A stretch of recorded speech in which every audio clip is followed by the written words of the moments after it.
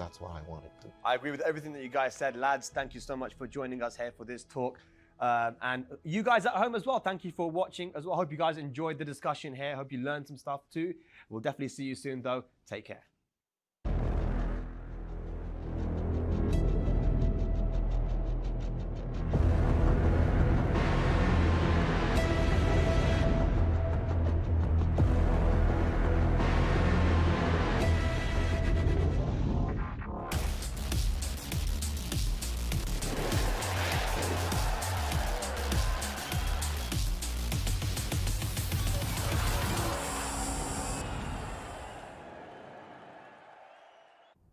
Hello world, it's your guy Tasty Steve, and we are back from Riyadh, Saudi Arabia, day 3 of Nations Cup presented by Gamers8.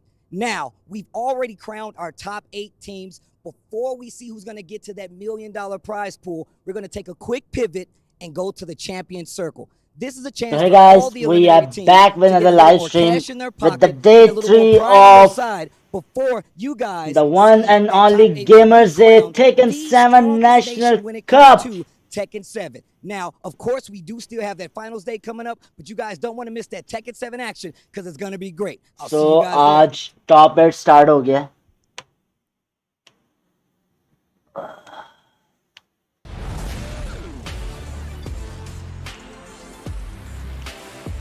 Ladies and lads, assalamu alaikum and welcome Walaikum to day 3 assalam, of Spag. Tekken here at Gamers8 Live from Riyadh, Saudi Arabia. The past 2 days saw 16 nations from around the world compete for a spot in that top 8 for the Tekken 7 Nations Cup, which has a record-breaking $1 million prize pool. 8 teams made it, and the 8 that didn't will now be competing in the Gamers8 Captain Circle, which has a आप लोग करें मैं जरा $50,000 दो 3 minute. But before that, we have our Gamers8 pre-show brought to you by the Savvy Gaming Group, and I am joined by MYK and Bloodhawk on the desk. How you doing, lads? I'm doing great. Can't wait to see the action here today. Captain Circle, it ought to be exciting. Still a huge prize pool for the Captain Circle as well for the ones that didn't make it into the top 8. Yeah, we've had 2 days of 3v3 action, but sometimes it's nice to go back to some cozy 1v1 Tekken, you know what I mean?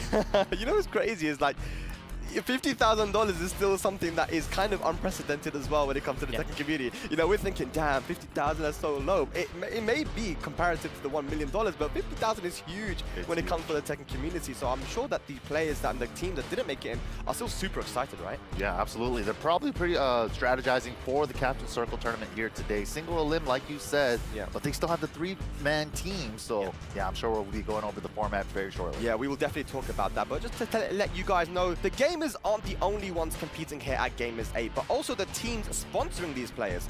The Club Awards features a $5 million prize pool, and the teams with the most points will be taking home the lion's share of that money. If you want more information on this, luckily for you, we have a video explaining a little bit more about the Club Awards. Take a look.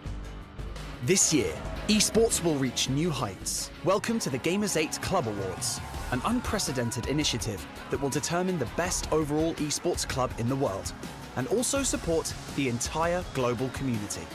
During Gamers8 2023, the world's best clubs will compete on 2 levels. First, in each individual tournament, and second, in the overall standings. High placements in every title will earn them ranking points, initiating the race to the top. After 8 weeks of intense competition, the winners of the Gamers8 Club Awards will be honored as the best and most successful multi-gaming club in the world. Competitors will fight for the lion's share of $5 million. However, it's not just about the money. On August 30th to 31st, the first annual awards ceremony will take place in Riyadh, Saudi Arabia. The land of heroes awaits its new conquerors.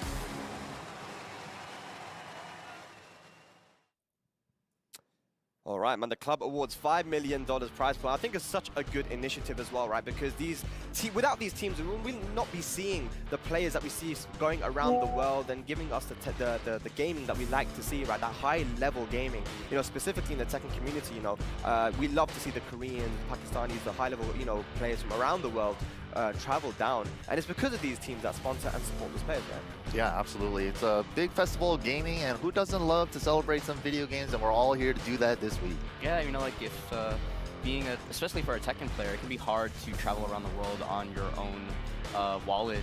So when these teams get the support of clubs like this, it's really great for them, and it's good to see in this event the clubs getting some, getting a chance to get something back as well. Talking about a chance to get something back though, we are here for the Captain Circle. We're going to be starting off with that, and if you guys are not familiar with what that is, the 8 teams that made it into the top 8 will be competing in the Tekken 7 Nations Cup, which has the $1 million prize pool. But Gamers8 being the amazing tournament that it is, the teams that didn't make it in are going to be put in a separate bracket, which is going to be an interesting format. Essentially, it's a first to 3 but single elimination bracket for the teams that didn't make it in. So the 8 teams that are Bolivia, South Africa, Peru, Ivory Coast, Saudi Arabia, Germany, Thailand, and Jordan are going to be competing in their own bracket of 50,000. So the winning team getting 15,000 of that. That's still a lot of money, right, guys? Yeah, big chunk of change right there. And also, we had like some highlights as well. Even though Bolivia wasn't able to make it out, they were able to take out one of the top seeds, one of the favorites, South Korea yesterday. But it's unfortunate they weren't able to make it out of the group stages. Yeah, the money is good, but I also think a lot of it is trying to maybe recoup some hurt pride from some of these teams. Like, example, Germany yesterday not being able to perform to expectations. I would like to see Germany, for example, to make a shot at this tournament and just be like, you know what?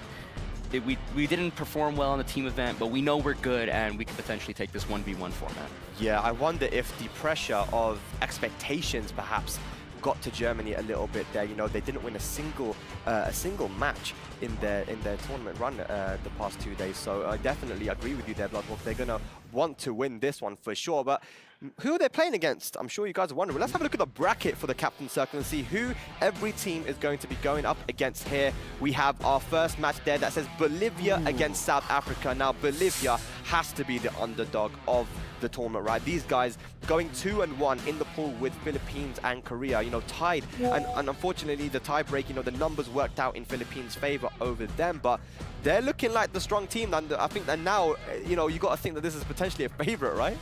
Yeah, absolutely. Bolivia looking really strong. Noel on that team also went up against Germany in day number 1 and able to absolutely take it from the boss battle, taking it 3-0 over HK Jr. Yeah, and also Peru's a super strong team too, but unfortunately they weren't able to make it out of the group stages as well. I mean, just looking at the bracket just makes me realize how strong the teams that got eliminated were. Just like Saudi Arabia getting eliminated because of being in the same group as Pakistan and Germany, Thailand, you know, unfortunately falling. Bolivia and Peru, as you said, Ivory Coast, my pick. I thought they would get out into the bracket stage as well. So even though these are the eliminated teams, there is so much talent on display right here. Can we talk a little bit about the matchups that we have here now that we've seen the bracket? I mean, Bolivia and South Africa, you know, we talked about, you know, pride and the desire to want to bring it back and get that run back, right? Yeah. All these teams are in that situation. They're all fired up, I'm sure. Yeah. Bolivia versus South Africa. South Africa, again, did not have the best tournament, but, you know, they themselves have said that we are here to learn, we're here to try and improve, and they have really, really good, a really good set of players there, you know, they've got good mindsets as well. But the first team there that they're going to be going up against is Bolivia. Now, let's talk about these guys, man.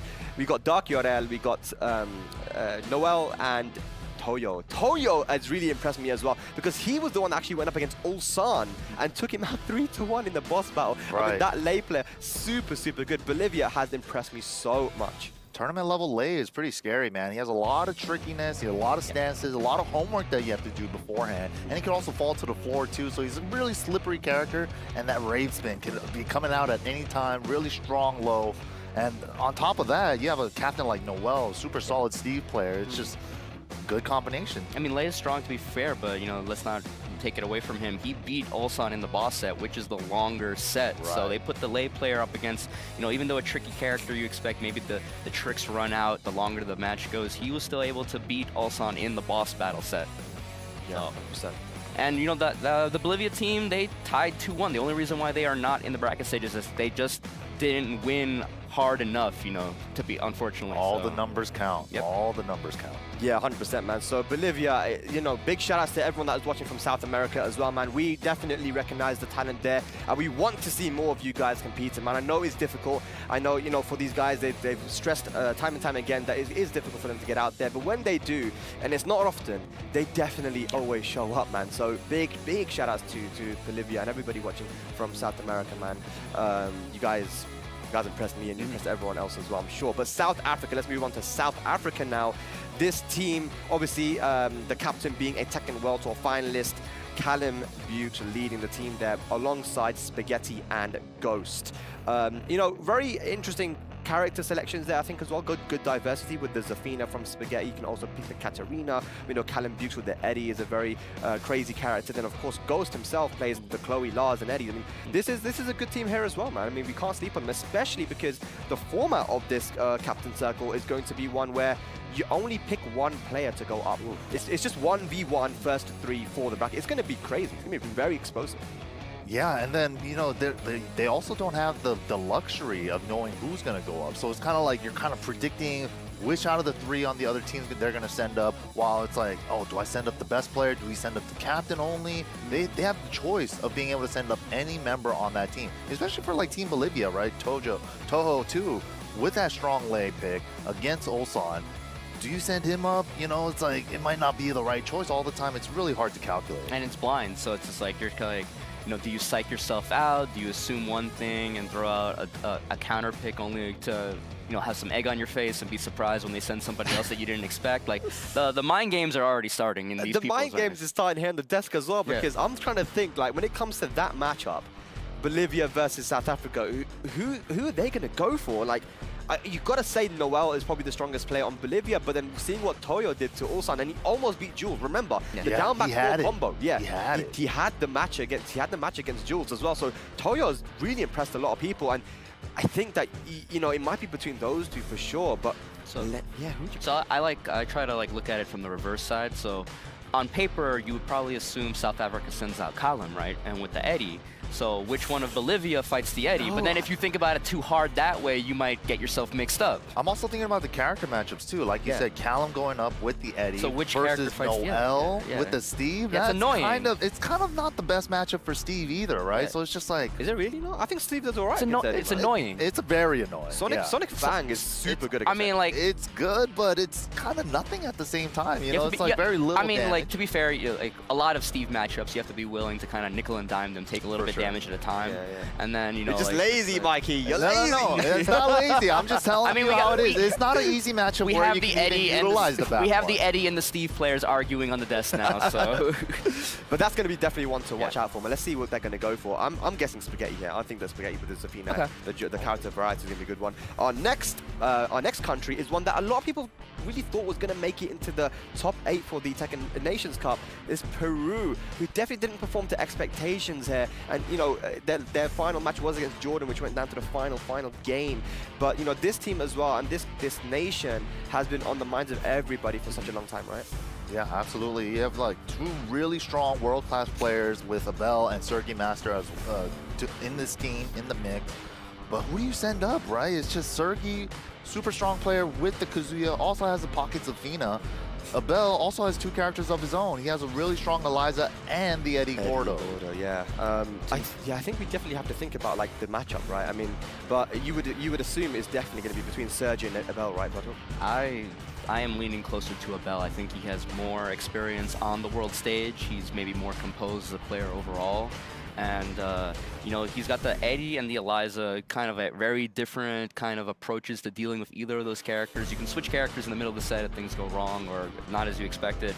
And, you know, he could play solid, but at the drop of a dime, he can throw out some sneaky stuff on you as well. So for me, I think Peru should bring out Abel.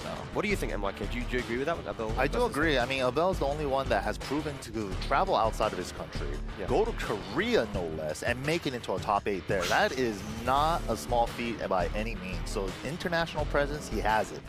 Sergey, I mean, he made it to the TWT Finals earlier this year, but he didn't have the best run there. I mean, still not a bad choice, though. Yeah, both solid choices, but I do agree with Bloodhog. I think it's going to be Abel. Remember, we got to think of this not as a team battle anymore. We kind of got to think about, you know, who's the strongest player on the team and in the character variety as well, because this is just one player stepping up to the plate in one first to 3. This is all it is. It's going to be very explosive. So, I mean, looking at Peru as a team, perhaps, maybe not the strongest, you know, because you have Sergeant Abel that was very strong. Barbara Dorado didn't really turn up on the day as well yesterday, but singles, right? When you think about, you know, individual skill, Abel the Maestro, I agree with you guys. That is a scary player, especially when he brought out the Eddie. you know, we saw some magic. Yeah. Yeah, we definitely saw some magic. So Peru, they're going to be going up against Ivory Coast. So that matchup is going to be a crazy one. Ivory Coast, of course, a very solid team that, again, did not really perform to expectations, but they have a big chance here to redeem themselves. We have the team of Akon, the legendary lay player. We have Skywalker and Xiao Ling. Guys, what do we make of these guys and their chances here at the Captain Circle? I think they can potentially go far if they play to their potential. For me, this team, I think, it hurts to say, but I don't think Akon performed very well in the team format. But Skywalker and Xiaoling, I think, did very well in a lot of their matches, and I think you can decide between either of those, but you make the decision based on the potential characters that you're going up against. Whether or not it's, especially whether or not it's a an annoying matchup for Law, I think depends a lot. If it's a good matchup for Law, you can put Skywalker up. Otherwise, Xiaoling has the tricky Master Raven and Ling to fall back on. I do agree with the character choices there. You know, Skywalker with the Law, very well-rounded character for tournament play, but maybe you might want to go with that Master Raven or the Ling Xiao you pick, depending on the character matchups. Yeah, like for example, if they throw up a Bell with the Eliza or the Eddie, maybe you put up the Master Raven and the Ling, because either of those matchups, it can be tough for Law to keep Eliza pinned down. Say a little bit of the same thing for Eddie. It's possible, but it's like, you know, do you want to stress yourself out having to chase down an Eliza as Law or an Eddie if you use the life lead? Like little things like that can come into play and factor into what player you put up against Peru. I think some players are also a lot more comfortable in first to 2 rather than first to 3, right? And reverse, right? Some people are way more comfortable in first to 3, so I think that's going to definitely come into play as well. Maybe we just don't know that, you know, Xiaoling may not be as comfortable in the first to 3 than Skywalker is, but my pick would be between those two. I think Akon definitely is that guy who can, you know, play at the highest level with the lay, but I think that when it comes to activity, you know, Xiaoling and Skywalker have been doing really well, like in their region, you know, placing top 3 basically all the time. And even outside their region, they came to the mix-up in France and did really well. So I think they have more experience and they're maybe a little bit more on point. So I think Xiaoling and Skywalker would be, but I think both are really good picks to go against. Even just having a legacy player like Akon as well, just in your ear, being able to coach you out and help you out in that single elimination format. They'll be there. Whoever doesn't get picked, the other two will be there to be eyes and ears for the player that's competing. So absolutely. Yeah, 100%. But our next matchup, ooh boy, this is going to be a good one. We have the host nation, Saudi Arabia, who, you know, yesterday definitely put up a great fight. You know, they had a very tough pool. They got the unlucky one there, and they had Pakistan and Japan. You know, that was difficult, but they definitely put up a great fight. We have the team Federer, Mohammed Al Jabri, and we have Raif as well. And this team is super, super strong, and they provided us with some entertaining Tekken yesterday, lads. Yeah, all three of the players on this team had phenomenal performances. You know, Mohammed, super strong Bob. Federer, every time he's up on stage, I feel like he has a highlight match of the day. And Raif, you know, super strong Jin all weekend too. So it's really hard to call who they're going to put up on this one. I think all 3 of them can get it done. yeah, I think if you like ask somebody, their knee-jerk reaction would be Raif, but Mohammed and Federer, Mohammed especially, had some standout performances, and Federer never looked out of it. I think like I feel like the main reason why this team is in this this captain circle is just because of the luck of the draw and what group they were put into. And I think these guys are gonna. They played their heart out yesterday. They didn't make it, and they're going to do so again today. And I think any of these 3 players you can put into the matches. That's the main point there, Bloodhog, right? Because I think coming into this Gamers 8 tournament, everybody was talking about Raif being the key to success here. And, you know, maybe not concentrating too much on Mohammed Al Jabri and for Federer, but I think that, you know, with the way that these two played in the entry and middle sets, they did so well. To the point where they thought, you know what, Federer has to go for the boss now. You know, he just almost beat Chicken, you know? Dude, even Mohammed Al Jabri with the Arslan match yesterday. Oh my God. Down to the one mix-up away. Let me tell you about that mix-up. I heard that he was going to go for the mid, and then Raif was like, do the low, and he went for the low last second. Maybe they heard it. You know, they got headsets. So maybe the opposing team heard it. Who knows, man? That is crazy. He had Arslan on the ropes. Literally one mix-up away. He had the spinning ball mix-up. He went for the big low. And, you know, it's just like, if he just went mid, he had it. It's crazy to think about. But, you know, hindsight is 20/20, right? Like, in that moment, can you really say you would have made the right decision? It's hard, right? It's a 50-50. I'm sure we've all been in that situation as players, Oh, right? yeah, you bet it all and it doesn't work out and you're just like, oh, why didn't I do the other thing? It's not that easy. Yeah, I feel like in that situation though, if you just commit to your read, it's like, yeah, well, you know, I tried. At least I didn't. I think it's more important to commit than anything, right? Yeah. It's worse to lose because you hesitated. Yes. Imagine you like, oh, you hesitated, you went for the other thing, and then you lost. That's even worse. And you got beat out or something like that. One mix. But again, I think we're all in agreement. Any of these 3 players played amazing yesterday, and any 3, depending on character matchups, opposing matchups, you could put them up against. Well, let's talk about the opposing matchup, because the opposing team is going to be Team Germany, who a lot of people thought would make it, you know, into the top 3 and most certainly into the top 8 of the Tekken 7 Nations Cup.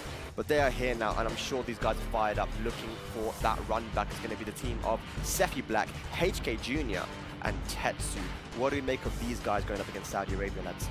Ooh, I mean, HK Jr. newly picked up by FaZe, and kind of like the young blood. They have 2 really young, talented players, right? With Tetsu and HK Jr. on this team. But HK Jr. has so much talent with that Heihachi.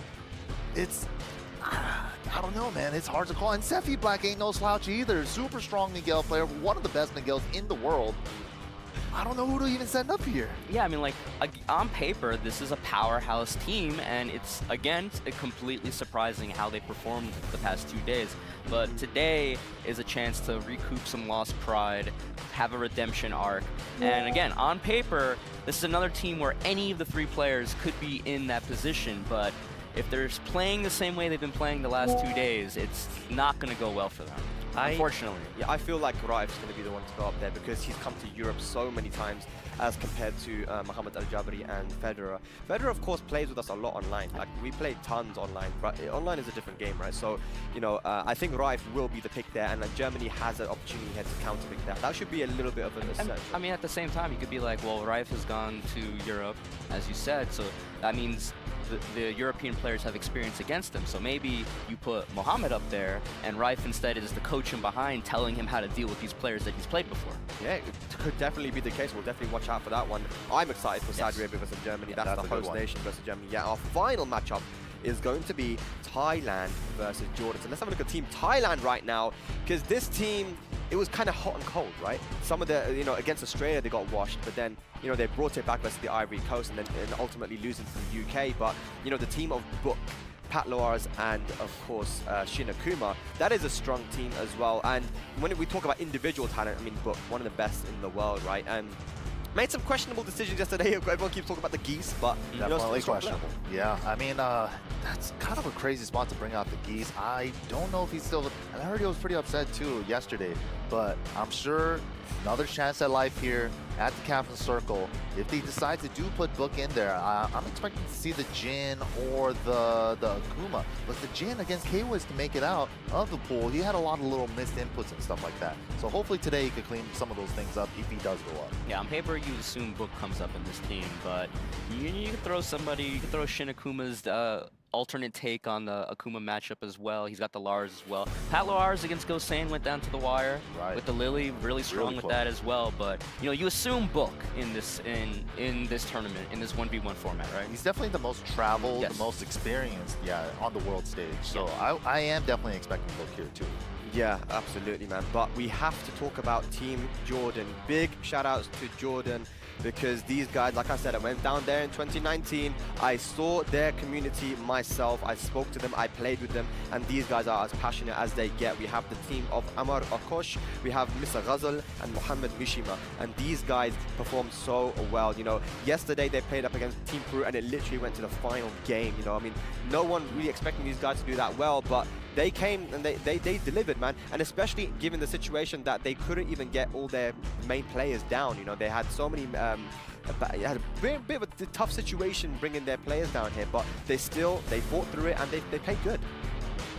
Yeah, I think the Jordan story is, you know, unfortunately it seemed like they had a slow to start kind of thing. Like their first, I feel like every game they were in, they were playing a little bit better and better, but in this format, you had to play strong from the start. And it's unfortunate that their final game was the one where they looked the strongest, in my opinion. Yeah, and I was talking to Amar as well before the tournament even started, a couple days prior, and he was just super stressed out. You know, he wasn't able to get that third member here, so that definitely might have taken them out. Wasn't able to plan accordingly for the team tournament format, but hopefully here today they picked the right member to go up against the opposing team. Guys, I want to ask you the question, you know, the question.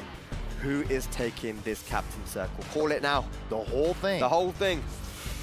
I'm going to think, you know, I've been rooting for Bolivia and Peru all weekend long. I still think Bolivia has been proving to be really solid. They just got a little bit unfortunate in the group stages, so I'm going to go with Bolivia here. I'm going to say, Yeah. Saudi Arabia takes Nice. Okay, do you know what? I actually think the same as well. I'm rooting for Saudi. I'm rooting for the host nation here. But ladies and lads, we're about ready to go. Let's get on with it. Let's go over to the stage for the start of the Captain Circle tournament.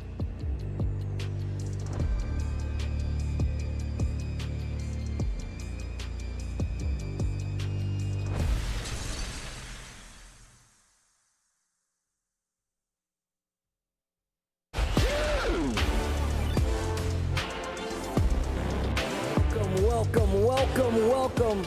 Assalamu alaikum. Day 3 of the Nations Cup here. We've already crowned our top 8 teams, but now we're gonna take a little side trip so you guys can see a little more Tekken with the Captain Circle. أعزائنا المشاهدين أعزائنا الحضور اليوم عندنا المباريات مختلفة لكن قبل نبدأ فيها مباريات التوب 8 رح نلعب فيها مباريات الكابتن سيركل اللي رح تحدد منهم أبطال من الفرق اللي خرجوا معنا في هذه المنافسة رح نشوف منافسة من نوع مختلف ورح تكون بخروج المغلوب عندنا المنتخبات المشاركين هم المنتخبات اللي كانوا معنا من 16 منتخب لكن اللي ما قدروا يكملون باقي المشوار معنا الباقي التوب 8 منافسات اليوم رح تكون مختلفة. And the way this works is the teams will play one best of 5. That means if they win this best of 5, they move on. But the captains have the option of choosing who plays. Remember, this is single elimination. So if they lose this best of 5, they're out of there. صحيح هذا شيء برضو لازم أذكر لكم إياه أن نظام المباراة هذه هي نظام خروج المغلوب وراح يلعبون بيست أوف 5 فعلا الفايز يقدر يكمل باقي المشوار ولاعب واحد بس راح يختاره الكابتن في هذه المباراة هو اللي راح يلعب فيها والباقيين راح يكملون أو خلينا نقول راح يعززوا له من وراء المباراة. Now, even though these teams are all eliminated from the main bracket, they do have an opportunity to get more money. That first team will be none other than Bolivia!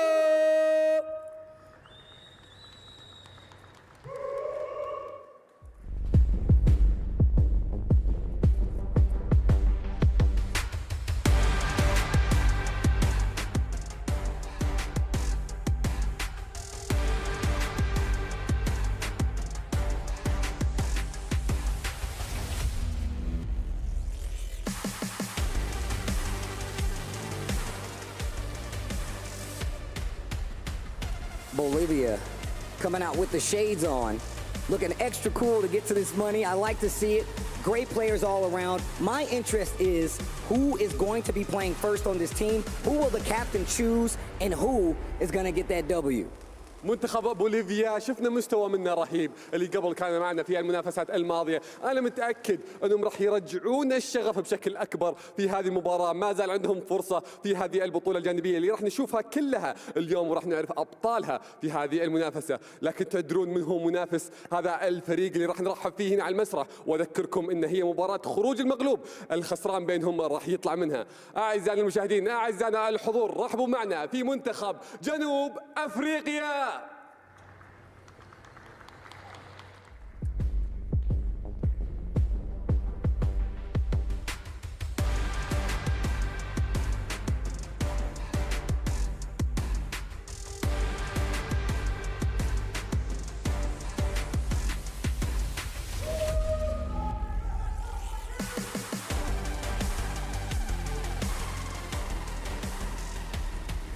South Africa once again gracing the stage. Always a pleasure to see these guys represented.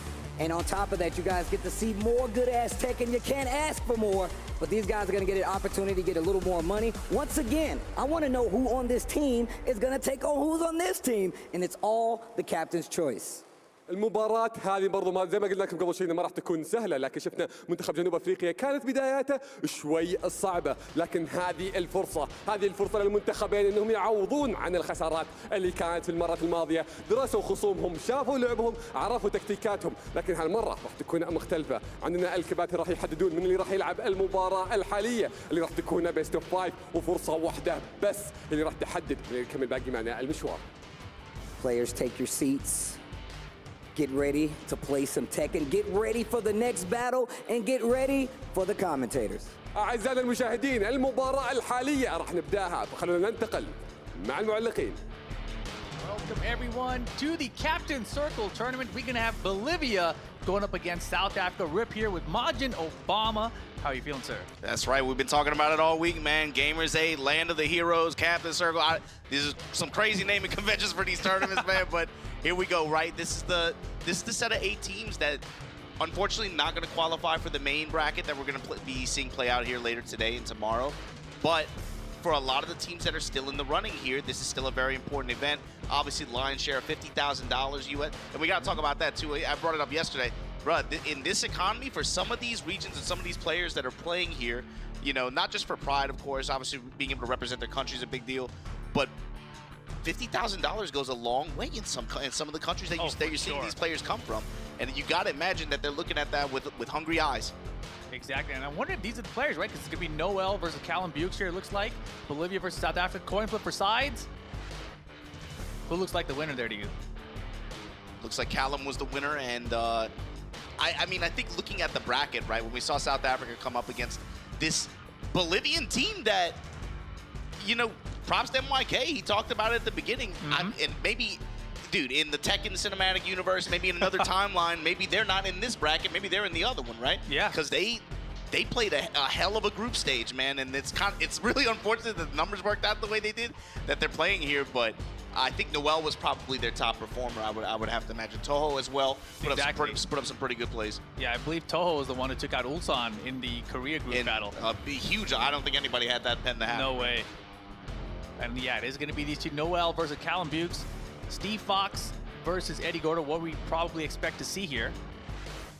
But yeah, this should be fun. Noel's such an aggressive Steve player too. I haven't seen a Steve that's this aggressive. Usually I'm used to seeing Steve's more passive, waiting for the counter hits, waiting for the opponent to run into some buttons, but not with Noel. He goes and makes his counters happen. That dude was himself. holding fort. Holding fort, like northeast the entire time he was playing, pretty much. Just letting the ones and twos fly from there. But also Callum Bukes, you know, you had a chance to, obviously, you know, you're from there, you've been out there, right, Rip? Yeah, Talk to me about the South Africa scene, man. No, I actually haven't gotten to see the South African Tekken scene yet, right? Like, I mean, I was born in the country and I came over to USA, etc., but I've only ever visited my family down there. And, you know, I think this year I'm supposed to head out there for the TWT Challenger event, so that's going to be my first experience to see the South African Tekken scene maybe firsthand. But Callum I did meet at the TWT Finals in Amsterdam, and, you know, he was very nervous out there, obviously very young player, very big opportunity traveling internationally for the first time. Like, I remember him arriving in Amsterdam and be like, dude, it's cold. Is it really this cold outside of South Africa? Like, he's confused about the weather. So now, you know, more internationally well-versed, so we'll see how he does here. He's building that experience, right? For sure. That's the theme, I think, with a lot of the players on some of these teams this weekend, too, is, you know, we talked about Callum. There's articles on some websites talking to Callum Bukes in 2019, even at that time, where he's talking about competing in Tekken and how he wants South African community to be represented on larger, more international stages. COVID happens, we transition to these online challenger events. He wins one, they pop him a flight up to the final, and now he's living what he said, right? That's but crazy. We're seeing, I think, a very young player from a community, you know, that doesn't get a lot of opportunities, and he's trying to make the most of his. Being able to take these experiences, you can speak to this, I think, is like, with this game, there are times where you play people who are a lot better than you, and you can perceive that gap in ability, right? And while maybe that's not enough right then and there to be able to make you a better player, the experience of seeing that and perceiving that can change the way you think about the game, change the way you look at the game, and change the way you think about how you play it. Oh, of course, yeah. For that player who experienced that himself, but also, you know, his region and all the players in his region, you know, when he comes back, they see like, yo, you got to that part of the stage, of the world stage, I want to get there one day too now, you know, like, let's train. And so I think it changed the perception for everybody around in the community. And obviously now, I feel like if you're in South Africa, you're part of that community, you've seen Callum in multiple international events, now you're starting to think like, wait a second, this is something that might actually be possible for me as well. Like, I've gotten close to beating this guy in a tournament before. I got a round on him. The rising tide raises all the ships, right? So on the other hand, you know, this Bolivian team too, kind of a similar story in a way. It's just not a lot of opportunities out there. They get the chance to travel as a squad like this too. That's the important thing, man. You can't forget the team dynamic at play here. Traveling as a squad like this, and they look like they were bro, when they were rolling yesterday, it looked like they were having fun and kind of feeding off each other's energy and stuff. Toho was doing stances and stuff in between rounds. I'm like, all right, cool, man. Like, I don't know, he was letting some back 2-4s fly pretty wild there, but okay, you know, they're having fun with it and everything. But I think looking at the roster and just looking at the performance overall, we're not surprised that this is the matchup. Likely going to be Steve versus Eddie here, I have to imagine, unless Noel's got to build another surprise for us. But let's see how this one goes. How you feel? Yeah, you know, I was thinking in the selector match, I think we saw Noel actually bring another kick, but it doesn't even matter. There it is on the screen already. Eddie Gordo versus Steve Fox. South Africa versus Bolivia. First to 3 here, best of 5. Single elimination format, too. It's also pretty wild. Like, you really have to send your player that you think is going to get it done against this entire other team, and the entire weight of the team is on your shoulders. Yeah, I guess a question that I have, too, for some of the other teams in the bracket is, like, you have who you look at in some of these squads, and you're like, okay, this is the de facto, like, anchor or coach. But do you stick to that, or do you kind of look at how they performed over the past 2 days and maybe, like, you know, there's some teams where, you know, maybe you could throw in another player, I think, or maybe this player didn't quite perform to the level of expectation, but then this one overachieved, right? And I'm like, man, if you're hot, like, I'd maybe put it on their shoulders. I don't know. It's so hard, especially because like a lot of these guys will be friends, right? So I'm back. Obviously, the captain. How do you determine who's going to be the one? First we got the Eddie versus Steve. 3 good players, and like you know, you don't really know the matchups. It's rough. I'm glad to not be in that position to make that decision. Put it that way. Hello. Mishima Dojo though for game 1. Yeah, we heard the analyst talking a little bit about this too. Steve, he's got to be okay to kind of nickel and dime a little bit, try to keep his wits around him, and be able to check relax as much as possible with, I'm guessing what he's going to try to snipe with uppercut or something like that. We'll see. I mean, as far as I'm used to be like down 2-1, but I'll see what Noel decides to do here. Noel obviously is going to have a lot of experience. If you're out in South America, you have to know how to play against Eddie Gordo. Yeah, Sonic Bang's going to probably be an important tool in this matchup too.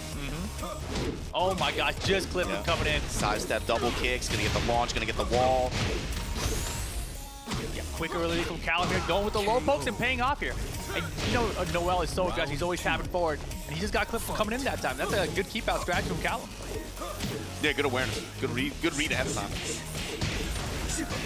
We got strength though. And in this instance, when you're Steve Fox, this is where you back off like, all right, come to me, let me find a counter it, right? Like you got life lead. That's Steve's favorite place to be, but oh my gosh! Just as you said that, he finds one. Big counter hit back one. The equalizer. Big time. Side to the wall there. Yeah, you see Callum, he wants that side to be before caught earlier. And now the down 2-1. Good challenges here, good interrupt. Drive to the wall, mid. Yeah, solid defense from Noel there. He would have taken the low launcher there because the wall's right behind it. Not a lot of damage could have gotten out of it anyway. Punish that, it's over. All right, Noel tying it up. Round 3. Man, I love watching how stressed out the teammates are in the back. It's one of my favorite parts of this. You can't do nothing but hope your player wins for you. Punish, nice.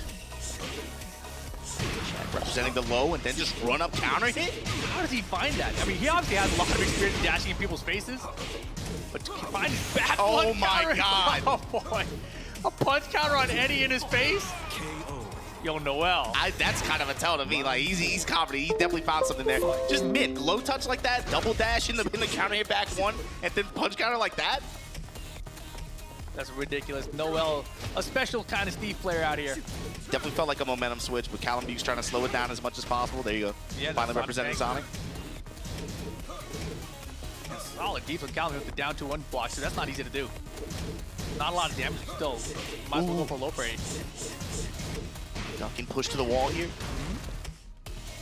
Gets the nosebleed off the down 4-2, but again, parallel to the wall here. Yeah, these players and teams did get to see the bracket last night. They knew who they were going to be going up against, so you knew that this was a potential matchup here. Flickers in the lows. Oh boy. Get the pick up. Doesn't take the high, but oh my goodness, got the counter it anyway. Noel closing out game 1. 3 rounds to 1. Man, one step closer. that first game in a set like this too, probably like first to 3 in this situation, that first game has to be a load off your shoulder. You know both of these guys were on that stage nervous as well. Oh, for sure. And, you know, Noel lost the first round there. It's like, uh-oh, what's happening? Brings it back 3 straight. Started finding the counter hits. Got into his flow. Tons of damage there. Yeah, the punch. That's crazy. Oh, my gosh. I guess, yeah, when you're up in Eddie's face, he's not really going to throw out many kicks. All the counter hits, too. Get just what, like a jab read there, I guess? Yeah. Frame trap probably. Mishima building coming in for game 2 now. And this has been the look on South Africa's team. The majority of this is like hands on chin thinking about it. What do we got to do here? What do we do to adapt? I feel like in general, Callum's playstyle, he's always kind of playing from behind. Oh my goodness. Dude. He's pretty good at that. There's just raw silence and then just boom. Stuck in the grab with them. Noel looking sharp right now. All right, some back 2-3s. That's what I love to see out of Eddie now. Back 2 really cheap strength. Noel is looking really sharp here, man. Wow. Just, yeah, momentum on his side. Winning his sales. You can, and look, dude, even the teammates are like, you can see it in their body language too, dude. Yeah, they got all the confidence in the world right now. Yeah, their shoulders are drooping. They're not sitting up alert at all. Like, nah, he's got this in the bag right now. Callum trying to find answers. And yeah, when Noel is this aggressive, like, what do you want to do against Steve Fox? Like, the side that 3+4 is working, but that was way off axis. And you don't want to down jab too much, you might get caught by down 4-2. You hit a high button, you might get back 1. That's a good option. Low parry. There's a low parry here. And तो मेरा mic बंद है फिर मुंह में दे दो mic बंद है मैं देख ही नहीं रहा. Once again, regain wall control here. Low in the So Callum Bill just dropped the combo. Pixel. Okay. Alright, signs of life account, important here. By the way, welcome to the stream. R2VGS है. Little by little. Gotta build it here. Noel backing off. Pakistan का यार मेरे ख्याल से दूसरा के तीसरा match है. क्योंकि टॉप 8 है ना तो उनका 8 का आपस में है कंट्री वाइज. तो 4 मैच हमें यार देखने को मिलेंगे. हमें यार टोटल 4 मैच देखने को मिलेंगे फिलहाल. It's like, how do you do that too, right? You gotta show him something that maybe lulls him in the false sense of security, maybe makes him think that there's a whip punish that isn't there. Yeah, exactly. There's a lot of times, like, since he's countered, What? you can use it as a keep out tool, right? नीचे बैठ के क्या कर रहे हैं पागल? You can hit a button, you can just back out again. Sort of like, you know, like a Street Fighter shimmy in a sense. Almost like a throw bait in that game. Okay. Now 10 seconds, though, Callum with rage. Here comes the rage drive, 50-50 time. Gotta go with the low. Ah! Even though he wasn't getting enough damage and Noel had it scouted. Callum से यार मैं समझता हूँ ID नहीं चलता. Callum का ID मेरी नज़र में सबसे weak है. Even with Callum's really good plays, it just feels like Noel's just in the driver's seat right now. Oh yeah, definitely. And I think Callum, he's got to go for more low pokes here. He's got to build up the early life lead and then force Noel to come out. Tempo of the match felt completely different when Callum does have light health advantage, but here you go. Read from Noel. Low parry, not quite enough. जब भी मैंने जब match देखा ना ये बेचारा ठुका ही है. 2 games up. ये बेचारा ठुका ही है. Fall behind here, South Africa. Need to chase him. Are we getting some coaching? That's what I'd love to see here. Yeah, Bolivia is big chilling right now. There we go. Spaghetti. Yeah, I want to call him Spag in my head, but it's like Spag to me is always the other one. Like I'm gonna be honest with you. I feel like you, Spag, that Spaghetti from Sire, y'all all gotta fight for the name. Like I'm tired of. Look, man, I'm tired of this. They gotta go find some other names for themselves. All right. Spag, like we kind of let him get away with it. Like, all right, we'll just shorten it, I guess. Shout out to R2VGS है. We can't be doing this rename stuff, but I really like the style throughout the set. You can feel more and more like less of the pressure on Noel's shoulders. He's established comfort. Instead of lock, the opening to that round, nothing happens. 5 seconds in, boom, counter hit back 1. Like, why do you have that read on him so hard? It's a read on anybody who walks into that range against Steve Fox, right? Back one's coming. Yeah, and if you're Noel, you got. If you're Callum, you really have to find the life lead early. You know, Eddie has a bunch of lows he could reuse. He's just not really going to them. He's afraid for the approach, really. And when he is approaching, he's coming in with mids and highs, and that's why he's getting caught by the back ones. And the round that he won too, it came from establishing life lead early on. and then being able to make those calls like you said. Yeah, because like Steve's damage, like when he needs to make a comeback, like he doesn't have lows, right? So a lot of times you're just holding back against him, forcing him to go low. And the lows he's got, there's not a lot of good options. Force Control 2 is probably the best addition they gave him in terms of like a low that gives him a good chunk of damage, but it's relatively मुझे बताओ slow. तो सही तुम लोगों को आवाज Not नहीं the uh best रही है option, but if you force him into that मैं position, लिटरली यहाँ पे there's आवाज not के much चक्कर else he can में do. बोल Down रहा two हूँ is मैं probably the best, quickest low poke he's got.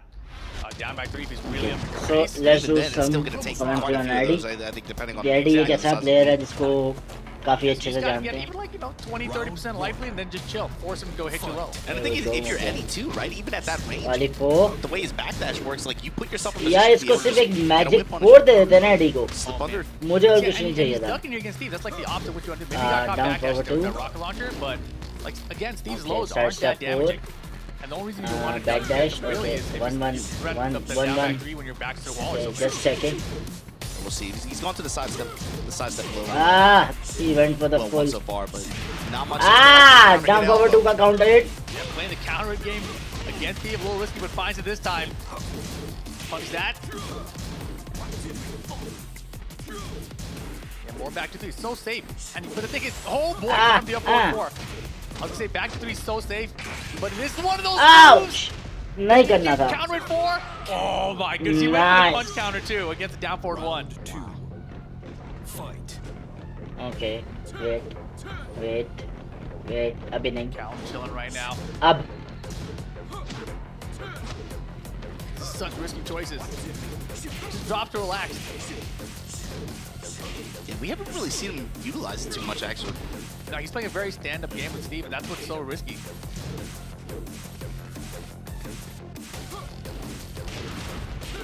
Well, small conversion here, nice conversion Big lead here from Callum. See, on this point, you can just hold back. Yeah. Just hold back. You don't have to hit a button. You don't have to dash forward. You don't have to do anything. Oh my gosh, that's so scary.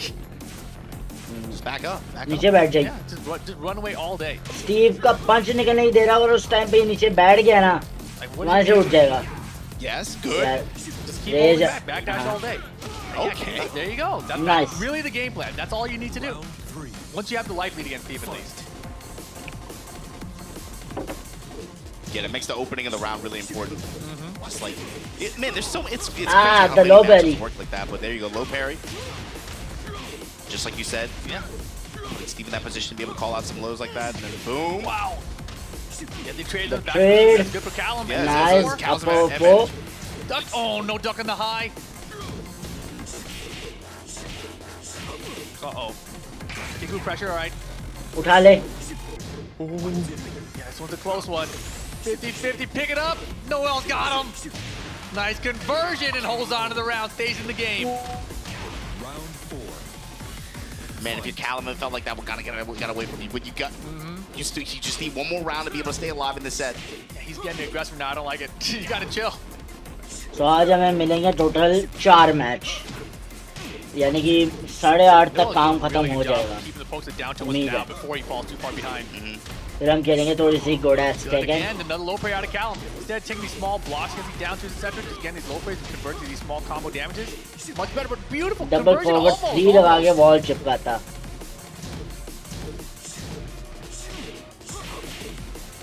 Also, just being able to push to the wall like Ah, that, create more nice. space for him to back up. Yeah, angles here really important. Yeah, that's that new low that is a decent chunk of damage. And here we go. Set point for Noel in Bolivia. Fight. ah Man, nice I love it too. Now the mids are starting to work out because Noel knows the low poke's coming.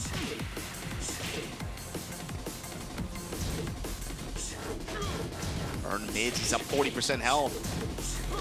ah And low he's belly just scouting the lows now. And they're all low parries too, right? He's not even just trying to down back him. He's looking for the low parries. Big lead here against Noel. नहीं करना था तेरे पास lead है तू आने It's they like you उसको said, right? He got the wall. You have all that stage behind you, and then you don't throw it away. Just block, dude. Just backdash and block him, Eddie. That's the biggest low he's gonna hit you with. But now it's close. Life bar is close. Oh, what he's done wait is ये low लो मारेगा वहां से parries. उठाई And now you're cornered.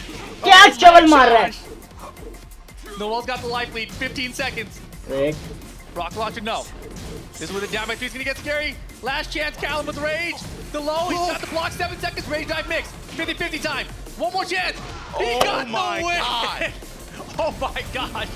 Nice That was nice. And पे चल गए चवल मार गया था ये चवल ये मार गया था कैलम क्या करता है यार Get on the board 2-1. I like the game plan overall in that game, right? He didn't stick to it 100%, but overall it's working out. A lot more low parries, life lead advantage, maintaining it. Yeah, he got return from what you were saying too, right? It's just. He definitely, it feels like he's taking a little bit more chances. He's like, he thinks that he sees something there that he's going in and he's trying to test that a little bit, but he all had a good response to a lot of the lows that Noah was presenting, like you said, like low parry, and it wasn't even just about damage every time. It's about covering the stage, getting him to the wall. Now you have the whole stage behind you. Just be able to back it up with Eddie, man. For sure. Yeah, well played by Callum there. Now he's got a little bit of momentum on his side. This gets really interesting here in Game 4. Pressure on now. Yeah, we talked about, Bolivia maybe unlucky in the group selection process. Could have been in top 8 instead. But here in the captain circle now, it's not an easy path either, no matter who you go up against. You just need one player on any team, and they could be the one to carry your team in first place. Yeah, that's been, nothing's really changed, dude. That's been the format of this entire event, I'm shocked that he didn't get any tiebreak scenarios. Yeah, that's it. Well, don't speak too soon. We might get some, later today, but 2 days of action, no tie breaks. But yeah, we went through the entire group stage with no tiebreakers, but that's also just the format too. Is like you only really need, in some scenarios, you just need one person on your team to step up and just be the wall,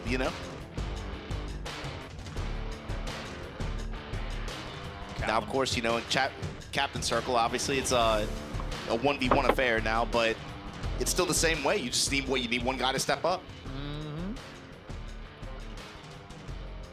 I wish we had a card system here just to see the opponent's player first and then counter pick it with your own player. Missed opportunity, I guess, but going to Forgotten Realm here. Same character matchup here, but with the floor breaks to factor in, it's probably going to be even more important for Callum, I think, to stick to that strategy from before. Oh yeah, definitely. I'm actually surprised to see Steve Fox player pick the stage, but I'm curious to see why he wants to do that. क्यों ली है? किसने ली है? Stage selection is पूरी Tekken में ना मुझे ये stage बहुत बुरी लगती some है. people just like certain stages that don't even really make sense for their character. Yeah, it's not about the strategy. Like, I just like the stage a lot. I like the music. Okay. I like the decor. Yo, Callum right now. Comes with the slide. Yes, okay. Callum ने That was speed dominant पकड़ी round अपनी one, थोड़ी actually. Probably the best round he's had so far.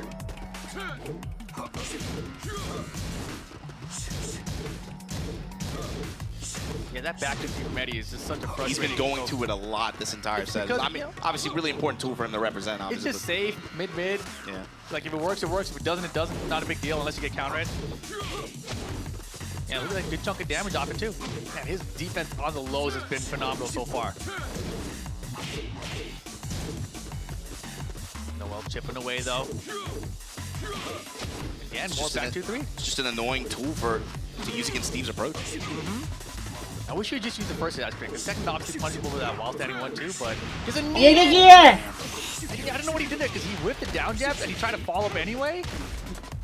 Down jab नहीं मारा इसने. उसने मेरे ख्याल से उठाने की कोशिश की. Noel tying it up. Sliced it late there too. He just walked up and just did it. नहीं अगर one दबाया ना उसने फिर timing in general, right? So he likes having a read in his opponent's timing.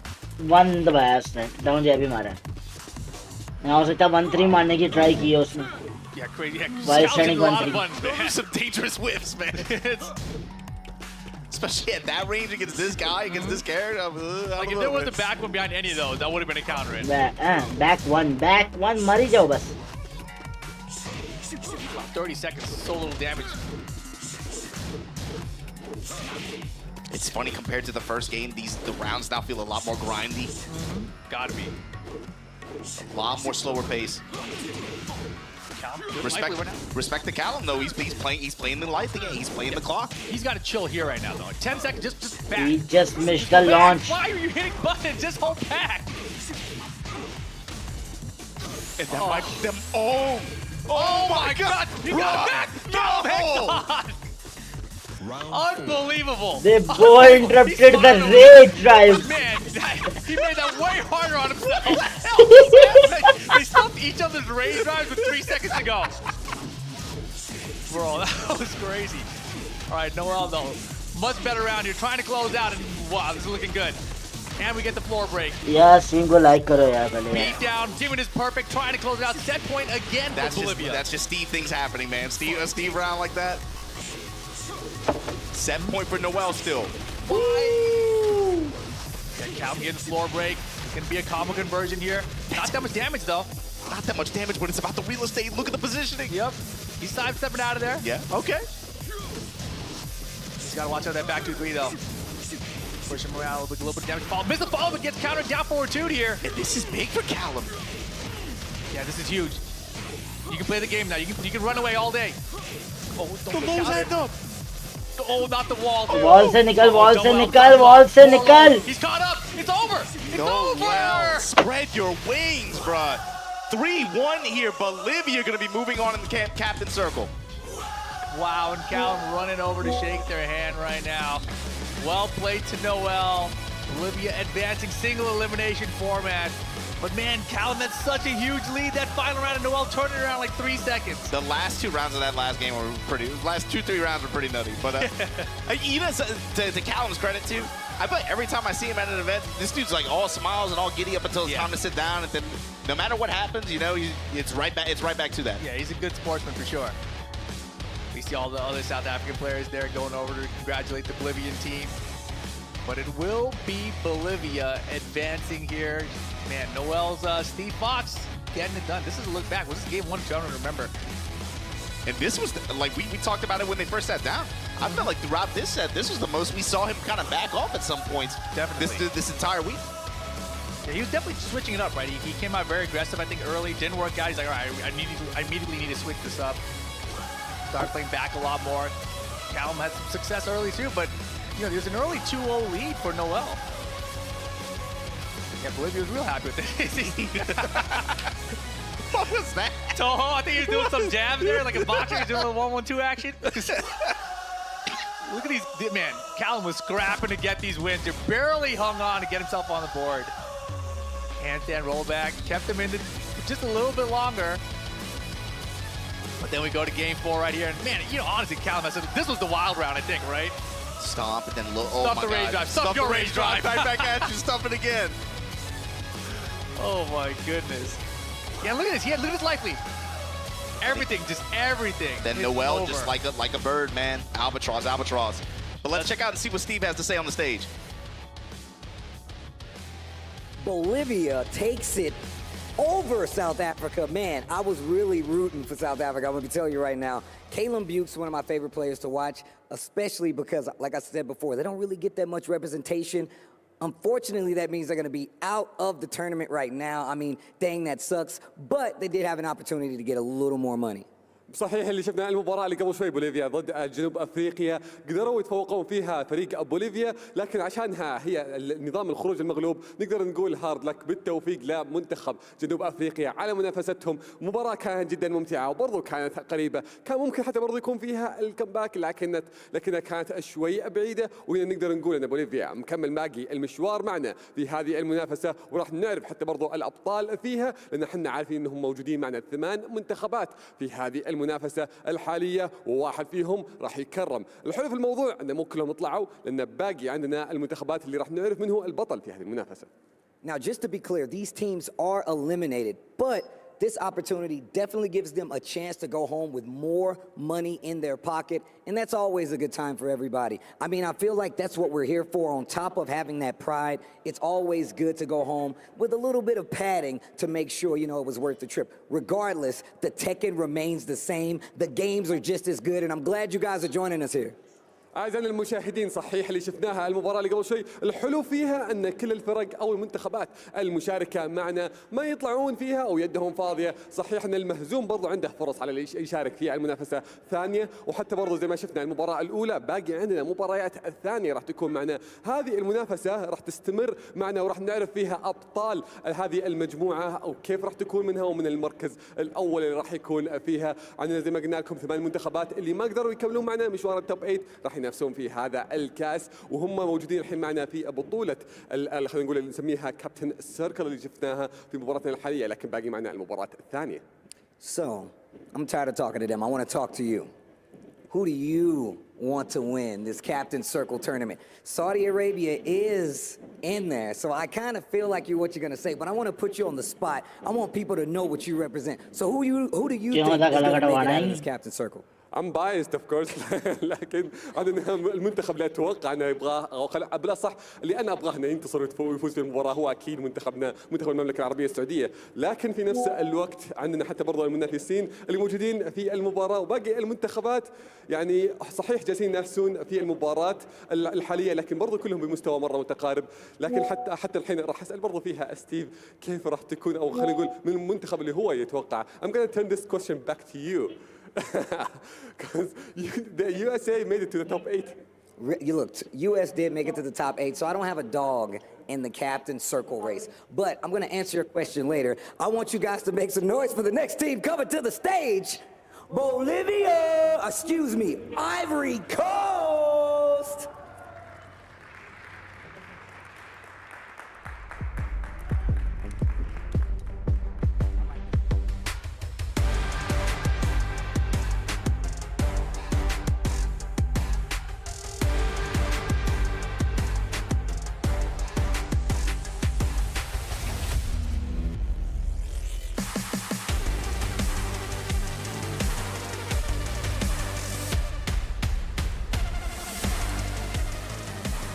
Of course, Ivory Coast is eliminated from the tournament, but this is another chance to show you just how strong of a team these guys are. Obviously, the choices here are who plays first.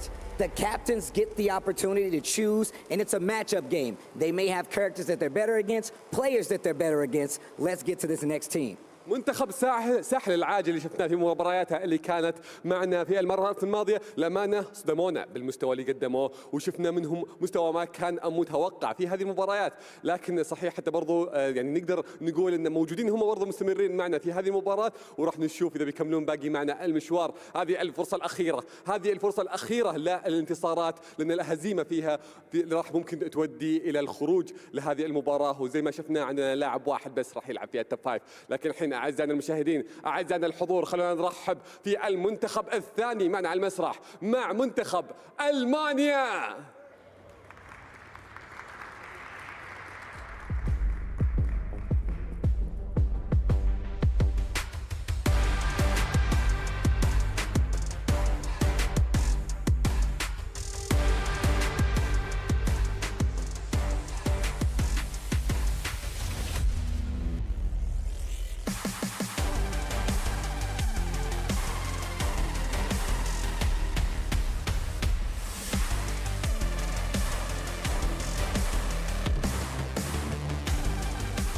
Now, once again, I am such a big fan of this young Germany team. Any chance I get to see HK Jr. play, I will gladly take it, but I'm happy that they get an opportunity to get more money while they're here and an opportunity to, you know, get some more games in, because this is practice. This is going to be really good. صحيح اللي شفناه من مباراة منتخب ألمانيا بدايتهم كانت صعبة شوي لكن رجعوا بشكل أفضل في مبارياتهم الأخيرة، لكن هذه الفرصة الأخيرة لهم. فعلا فريق يافع، فعلا فريق جالس يتطور بشكل سريع، وهذه فرصتهم الأخيرة إذا قدروا يفوزون راح يكملون باقي المباراة معنا. فالحين راح يبدون اللعيبة ينتقلون إلى أماكنهم ونبدأ فيها المباراة الأولى. Now that we guys have seen the teams that are about to play against each other, you guys take your seats, get ready to play. والحين أعزائنا المشاهدين هذا اللعيبة يختارون مقاعدهم بلا صح يجلسون في مقاعدهم يختارون اللاعب اللي راح يلعب مباراتهم الأولى. Yo crowd, I have a question while you're here. I want to get you guys involved in this. If you guys would like the Ivory Coast to take it, make some noise! I'm glad you guys are awake because this is going to show who you really support. What if you guys want Germany to take it? Make some noise! I like how indecisive they are. I'm going to point at you guys later because if you're clapping for two teams, that's not fair, okay? That includes you, Jordan. Yeah, don't raise your hands. You're the captain of Saudi Arabia. You can't do that. صحيح المنتخبين عندنا بمستوى متشابه حتى برضه جدا برضه متقاربين فيها، لكن متأكد المباراة ما راح تكون سهلة وراح تكون برضه بالبيست اوف 5. الفرصة الأخيرة للمنتخبين. I'm still not going to answer a question, but I'm sure the commentators can. Let's send it back to the desk. راح نبدأ فيها المباراة وخلونا ننتقل على طول مع المعلقين. Well, we have Ivory Coast and Germany up on the stage right now. Not Bolivia. This is not quite the matchup we were definitely not expecting. Bolivia in or a couple Peru weeks. or Saudi Arabia. You know, like, there's a couple ways we haven't expected this one to come. But between these two teams, I think these are some of the most difficult teams to choose who is going to represent you as the player. Yeah, I mean, we're going to have this problem, obviously, in the final bracket as well. But out of these teams in this captain circle bracket, man, like, you know, here we go, you know. Skywalker and Tetsu? Tetsu, but it's like, man, I'm looking at the German team, and I'm like, who are you going to put up? This is so confusing to me, though, because at the mix-up, Sephi Black double eliminated Skywalker from that tournament. So if you're Germany and you're thinking, yo, I can take out Skywalker. Yeah. But on the other side, isn't that not based on the assumption that Skywalker goes in? I mean, I feel like Shaolin performed really well this weekend. He's the one, I think, with momentum. And Shaolin's the one sitting down. Oh my gosh, the mix-ups, dude. You go play the coin flip, I'll sit at the desk. Shaolin gonna be the one playing for the team here. Did Germany do the same thing? Oh, I don't know. Maybe. They gonna put the FaZe Clan in? Coming up. They gonna put FaZe Clan in? I don't know. I think if I was Germany here, you have to put Sephi in. It makes the most sense. It's the one, you know, like obviously all of us, we look at the team, Ron, we're like, Sephi is the most experienced. He's the one, you know, he's the rock of this team, right? He brings that leadership, that kind of presence. And I think especially on a stage like this, he probably has the most experience out of the German team, right? Exactly. This kind of situation. He is the one setting up right now. But I mean, you knew that 50-50, he could take out at least Skywalker guaranteed. At least if he felt comfortable at least against Shaoling, then fine. But if you felt like maybe Tetsu or HK were really good against Master Raven, then you have a bigger decision to make, right? But Sephi Black on the German team also the most consistent, highest placing player in international tournaments from the three of them. Yeah, it makes me wonder too for Shaolin. I'm thinking maybe he goes Xiao Yu in this match, or against Miguel. Yeah, not a bad choice. I mean, I'm thinking it's probably scary for him to pick Raven just because. There's something happened to my camera. That's in Sephi's favor, right? I mean, that's the interesting thing, 'cause I don't think Shaoling and Sephi played at the mix-up, right? But I think that in Ivory Coast, they have a Miguel player, and they felt comfortable against Miguel. But again, when Skywalker played Sephi, it didn't go the way they expected. Yeah, Sephi's obviously, you know, I think probably a different tier above, yeah. Yeah, this will be very interesting. I am curious now about the character. It is best of 5, so he has an opportunity to switch characters too, right? So he might try out both the Raven and yeah. Ling Xiaoyu. He's definitely played both throughout the group stage as well. Oh yes, and that was a little surprise because I thought that he was kind of sticking to the Master Raven nowadays, but cool to see Xiaoyu is still very effective. You saw the Xiaoyu, yeah, like you said, it's like it wasn't even just Xiaoyu, it was the way he played her against Australia. I just want to say there are a lot of, you not saw being him a play racist, very lane. there are a lot of black. Like heavy runaway style, hit and playing run, Tekken. and then, you know, played with a very, very high degree of patience that I think in this kind of competitive environment like this, लेकिन main is, scene पे मुझे not कभी one to play. नजर नहीं आया वो भी especially इस if they जगह have पे a life खेलने lead, आए like, हैं man, it's one which of the is a most good frustrating opportunity kinds for of them. I'm not saying anything else. Okay, well, Master Raven maybe? Yeah, we got the name swapped up top, it looks like. Okay, all right. Dialing in Miguel versus Master Raven. How you feel about this one? Oh, Miguel and Master Raven, bro. System This is two update. characters. I don't think I've ever seen this Yeah, matchup, bro. I have no clue. This is not a 2023 matchup. Nah. This is You rarely see Ravens this far in the bracket, and you only see Miguel because of Sephi, right? So it's very rare to see. Sephi, maybe a few others from time to time, but it's basically Sephi. So here we go, Master Raven. I gotta imagine we're gonna try to utilize for Shaolin, at least try to build a life lead early on, maybe using some of those further range threats. Looking for what, down back 2, trying to work the down back 2-1 game around it, using those left kick buttons in particular, like 3-3 string, something like that to try to establish range control. Sorry, Master Raven versus a little bit more defensive in his approach. You see backing off right away. Miguel. Yeah, Raven's super slippery as a character. Then establish the keep away with, of course, you know, Jackknife, Warhound, and Quicksand mix-up, but right away, Sephi Black with the easy float here, wall conversion. Goodness, yeah, give me this 15-second life lead. You're enraged, the round's almost done. And perfect. The low was just added up at the end. I'm just configuring my camera, sorry about that. Seppi right away, it's not going to be that easy, Chief. Trading lows. Ooh, beautiful. Calls out the high there, ducks underneath and gets the launch. And that's the risk for Seppi. If he wants to hang out and fight in this 1-2 range where, you know, Seppi obviously likes to play a lot of matchups like in that compact position, right? Yeah, you got to be with Miguel. Everyone complains about his arm length, so he wants to be up in your grill. The thing is, Raven and the threat of her crouch mix-up like that, that is a very risky area to play in. Whoa, I don't think so. No, down back 2-1. Yeah, I don't even know that he would have survived the down back 2-1 through the rage armor. See right away, Shaolin trying to represent Jack 9, trying to just, even if I don't get the counter hit launch off this uppercut, you know, got to put the fear of God in you, right? While standing 1, comes up with the upper. Up kicks, gets the 4-1, looking for the splat, just short of it. Yeah, he thought the wall was there for sure that time. Yeah, Seppi taking a couple of risks. Oh man, he's ready to duck the highs as well. Jack 9, good break on the cider throw.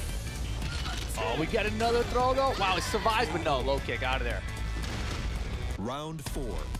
Yeah, this is pretty back and forth right now.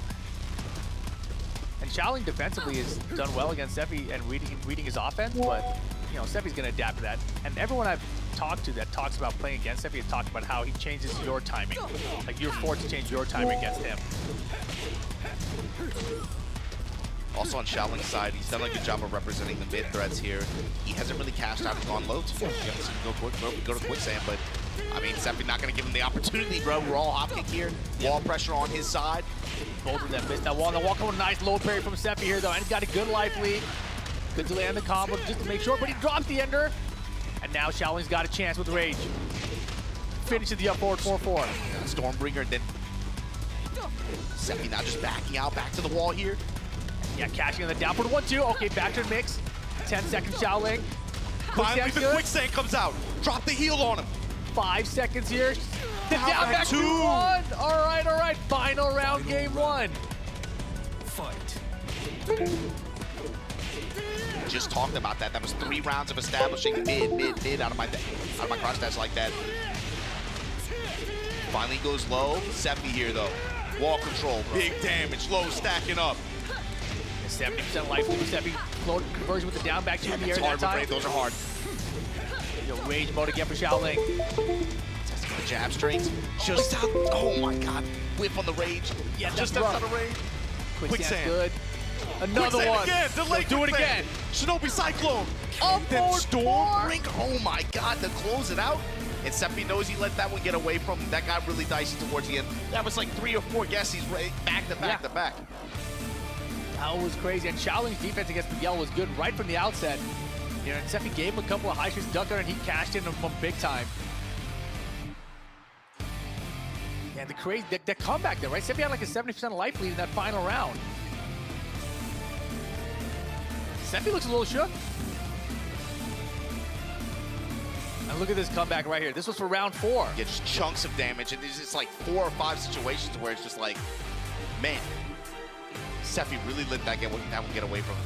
And this comeback, 4-4. He was so scared of the lows that were adding up against him there. Got caught back quicksands before that. You eat 3 or 4 power lows in a row like that, right? Like that's in the game winning scenario like that. It's just, you put the fear of God in him, and then finally, okay, yeah, now let me bring it back. Man, it's hard. It's hard being in that position, sitting back there and just watching your team ride or die. Man, that was definitely a close one. I don't know, man. I feel like thinking about it too. It felt like most of the scenarios that we were in, with the wall especially, it felt like Seppi was the one that had the most control and got the most return out of it damage-wise.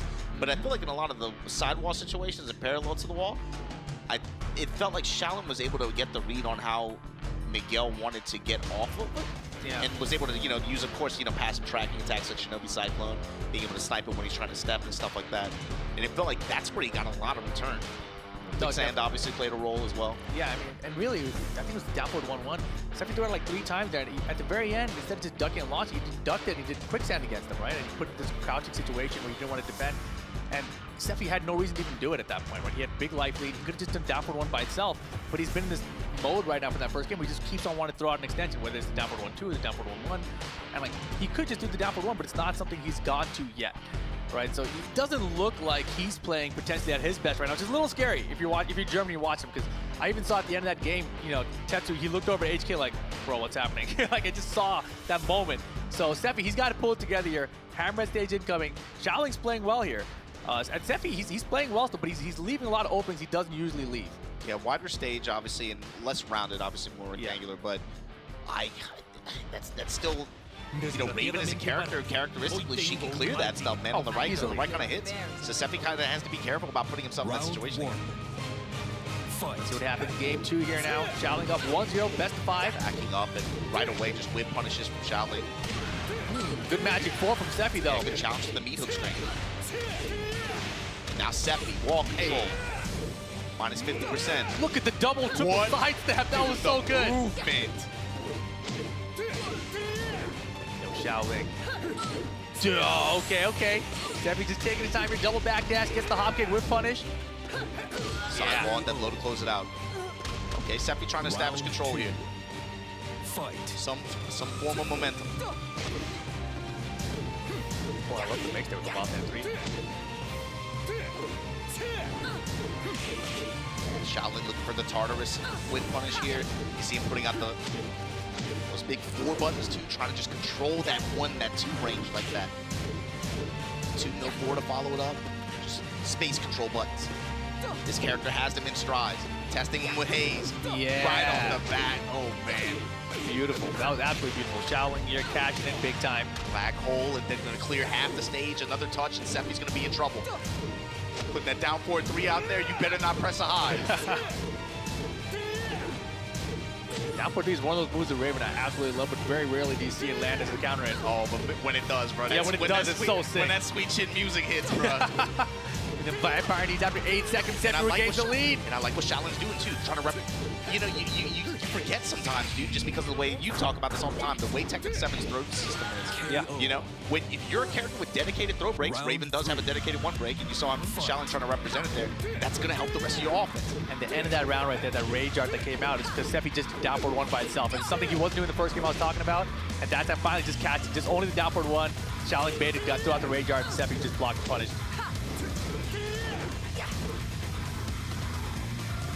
Yeah, this is more of the Sephi Black I'm used to seeing here. He's an older vehicle. It takes a minute to start up, get the engine revving. But here you go, power lows. Adding up for Sephi here. Xiaoling showing Haze, not really any follow-ups. But Big, well played. easy hop kick, though. Gonna get the wall, gonna get the round, gonna get the game. Sephi Black. He's back. He's back. 3 rounds straight. And yeah, he looks super confident there afterwards. And man, he found some hop kicks in there. He whipped one of them, right? But I think that if Xiaoling is looking to black hole, like just, you know, he kind of focuses in on that a little bit more, I think he's going to find some openings from Sephi. But this was where he got baited, down for 1 on block. It did nothing as time was running out. He kind of needed, though, only 2 seconds on the clock. He needed some big damage, so he kind of needed the rage art damage, I think. Yeah, that was just a good challenge from Sephi, too, as well. Just I was trying to go with quarter circle 4-2, trying to go low there in far mid-range there. It was really telegraphed. Might have even tried to feint, but it didn't matter. Sephi with a good challenge and be able to close out the round. Yeah, the mid-feint cancel out of that thing always gets me. I always want to block left field. There's my reactions. I saw it. Boom, mid hit me. Damn it. Wall bounce. It's scary to go for that stuff, man. The thing is, like, stuff like that, I bet you got to earn that, though.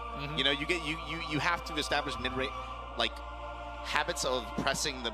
You have to play that game around them. You can't just go for that stuff, you know? You have to earn that in the rest of your rounds. Sephi here tying it up 1 apiece. 3 rounds straight that time. Let's see what happens in game 3.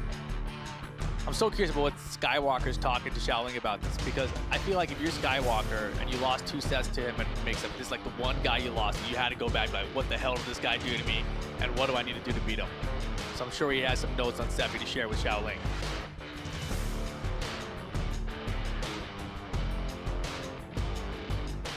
It's also been fun watching Ivory Coast rise throughout the years too. They were one of the scenes that we didn't really know much about just a few years ago. Pakistan came and said like, yo, what about Ivory Coast here? They got a big scene. Look at this picture. Yeah, that's what it started as originally. There's been a few regions like that, you know, like Pakistan obviously is the one that we're going to put on the cover of the book, right? But there's been a few regions like that that have had that kind of a very similar story. And honestly, you know, like even setting that aside, just both of these team rosters, they have such fun character compositions for their teams. Oh, for sure.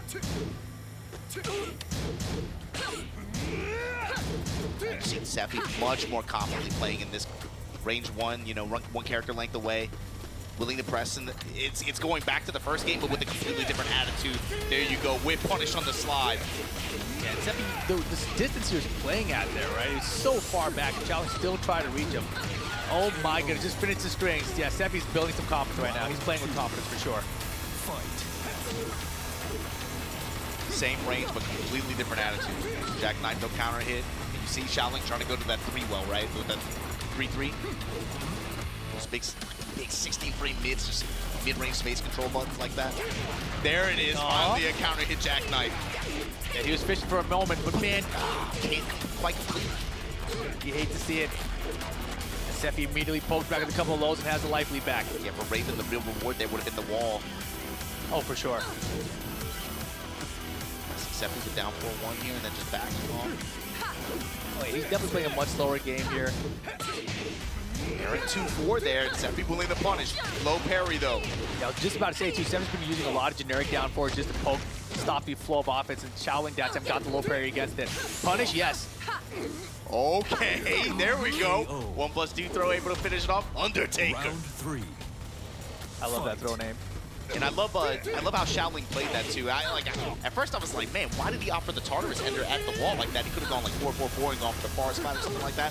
But he just wanted the wall pressure, I guess, after. It wasn't even about trying to get the splat. Wow, he got the block into the crouch cancel punish. Very nice, Shaoling.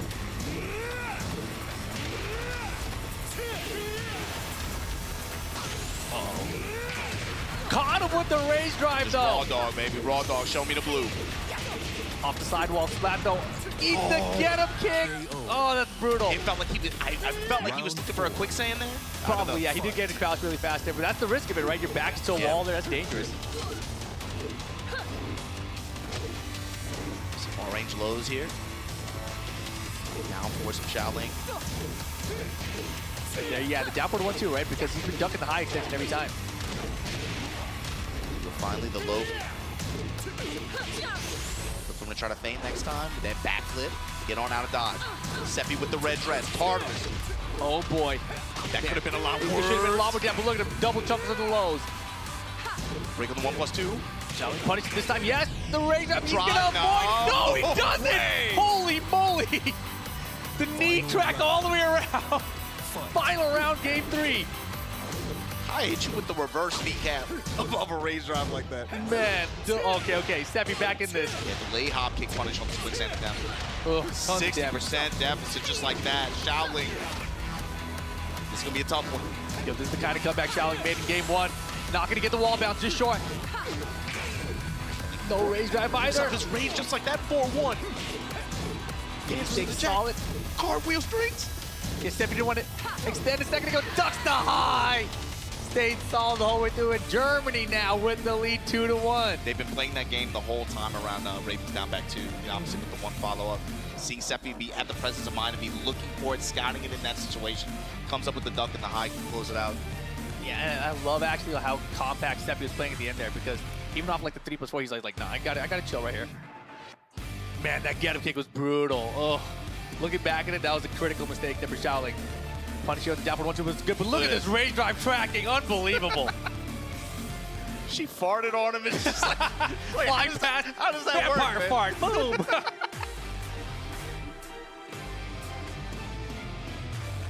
He's about to cry, dude. You got it, Sephi, man. It's all good. Man, that's some nightmare fuel stuff. You start focusing on player faces in the middle matches. Dude, I know some people who make some crazy faces.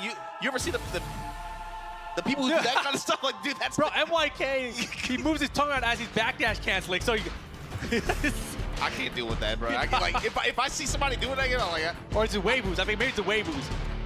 I feel uncomfortable seeing something like that. Can't watch it. Here we go, Sephi. I mean, it's like we said, right? He's playing in the same range that he was playing in that first game, but I feel it feels like the nerves went away or something. He's playing with a completely different confidence. Yeah, definitely the first game, he was not the regular Seppi, right? He had to kind of like break free of the shackles that was holding him back for a second. It's like, wait, where am I? There I am. He's a more older, distinguished gentleman now. You know, he's like, what time is it, man? It's like, what? It's like noon. I guess, you know, he takes a little bit more. It takes a little while. He get up at like 10 or whatever. Germany, though, with the lead 2-1 here. These games are fun. Yeah, this was too deep. I mean, we said it before, too, is like the team composition just because of the character picks. Yeah. I felt like looking at the team rosters before this event started, I was like, man, these are going to be two really fun teams to watch. So it's cool to be able to see them play together in the captain circle. And obviously, you know, it's a really disappointing result for, I think, both of the teams being able to, you know, play in the consolation bracket as opposed to the main event, right? But I'm just glad we get to watch it go down either way. Yeah, that's a great point. Oh, we do get the character swap here, too, to Ling Xiaoyu. Yeah, this was the character who I'll be honest with you, like, Xiaoling's Raven is really fun to watch, but I was super impressed with how he piloted Xiaoyu against Australia in the group stages. When I see players who play characters and operate them in a way where they're saying to the other player, I am the more patient player. I have a lot of respect for that. I love that style. Oh, man, but doesn't get the forward 4-3 to convert off the magic 4 to start here. I would even say look for Xiaoling to represent that if he can get life leads in some of these rounds. See right now a little bit behind though. Seppi has to be conscious of that as well. Clean sidewalk to the left. Ooh, late on the punish there with that mistrust. Seppi makes him pay for it. First round for Germany here. Round 2. Seppi feeling it now, man. Ooh, I love that. Game here, oh my god. Yeah, he had the sidewalk right. Saw the attack coming, hit the magic 4 times. That was beautiful. And look at the reward.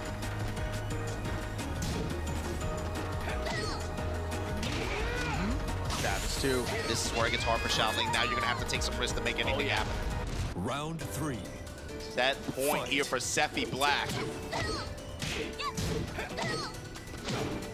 Oh my gosh, almost got countered, but all right. Xiaoling stepping on the gas a little bit now. Punish, yes. Baited out the hop kick. Down for a 2-1 for the launch.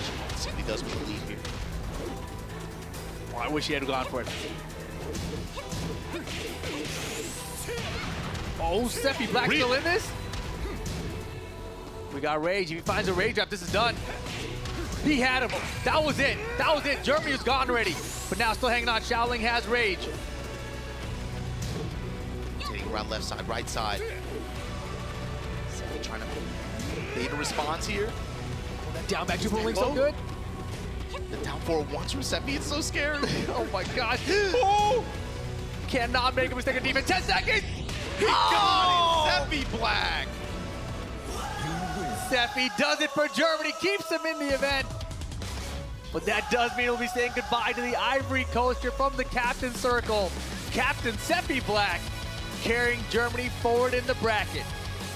And no shame either, because Ivory Coast, like you said, when they sat down, both of these teams really was about, if you can only pick one guy on your squad to carry you through this captain circle event, who's it going to be? It could have been, I think, with the way Skywalker played this week, with the way Xiaolin played, it could have been either one of them. Of course. You know, but it's always great to see these guys out here, and I'm really happy they brought an experienced veteran player like Akon out here. Definitely. That dude's always fun to watch, regardless of the result. But here we go. This is Germany's dub here. In the early stages of the captain circle, you saw that first game. Man, Seppi not really playing like himself. Xiaolin able to get some good mix here. There's some crazy mixes at the end of that last round. Yeah, so many comebacks in that game for him. Rage played a big factor as well, but then here you go. This was that what you were talking about, that tell from earlier. Big punish from Seppi Black there to be able to close out that round. Yeah, he knows he messed up. He knew, yeah. I mean, there wasn't really a better option anyway with the amount of time left on the clock there. But oh, this Rage drive. just like that. All right, cool. Yeah, and Seppi solid defense there, helps him close out that one. And he played a long set, you know, like got down early, but yeah. Yo, I remember who I am. I remember how I'm gonna play this. Took a while, but he made those small adjustments here and there. You can see it from game 2 to game 3, and then now you put Xiaolin on the back foot. Yeah, and that was a beautiful comeback there from Seppi to close it out. Well, let's get on down the stage with Tasty Steve. Germany takes it in the captain's circle. versus Ivory Coast. Look, you know I got a soft spot for them, but I also got a soft spot for you. So congratulations on the win. Thank you very much. Now, what I wanted to ask you was, have you guys ever played before, you and Xiaoling? Against Shaoling, I never played against him, but against Skywalker, I played against him a few months ago in a tournament 2 times. So I thought they would pick Skywalker again to get his revenge maybe against me. Because I'm pretty certain they knew that I would be their opponent. سألنا اللاعب هل قد لعبت ضد شاولن في اي بطوله برضو قبل؟ قال لا للامانه ما قد لعبت، وتوقع انه كان بيلعب ضد سكاي ووك، لكن اللي صار فعلا كان غير متوقع، انه هو قد لعب ضده قبل في المرات الماضيه وعارف لعبه شوي، لكنه فعلا خلينا نقول انه استغرب من الاختيار هذا، لكن قدر انه يفوز بالمباراه بغض النظر عن الاختيارات اللي صارت.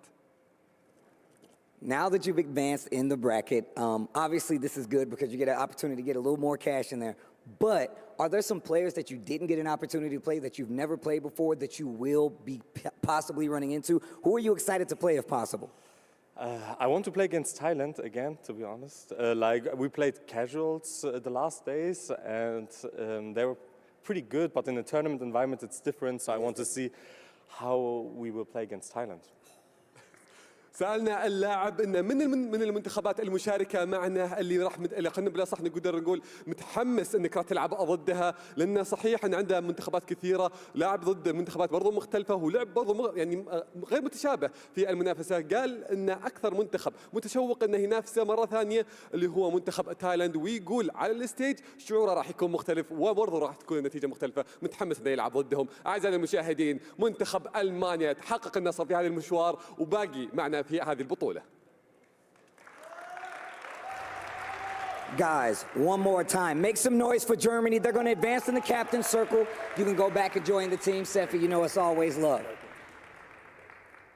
Guys, once again, more matches left. And I know, once again, this is not part of the Nations Cup, right?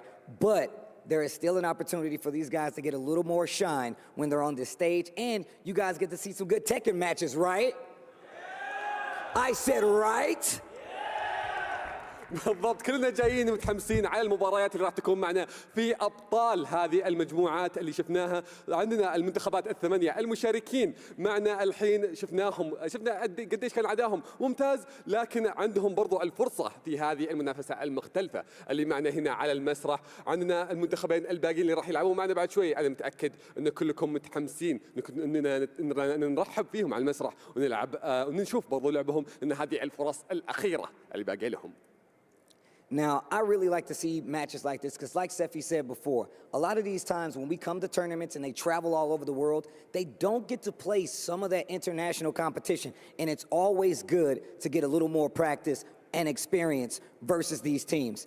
With that being said, we now have our next team, and I'm definitely going to ask you a question after this one. Guys, make some noise for Saudi Arabia!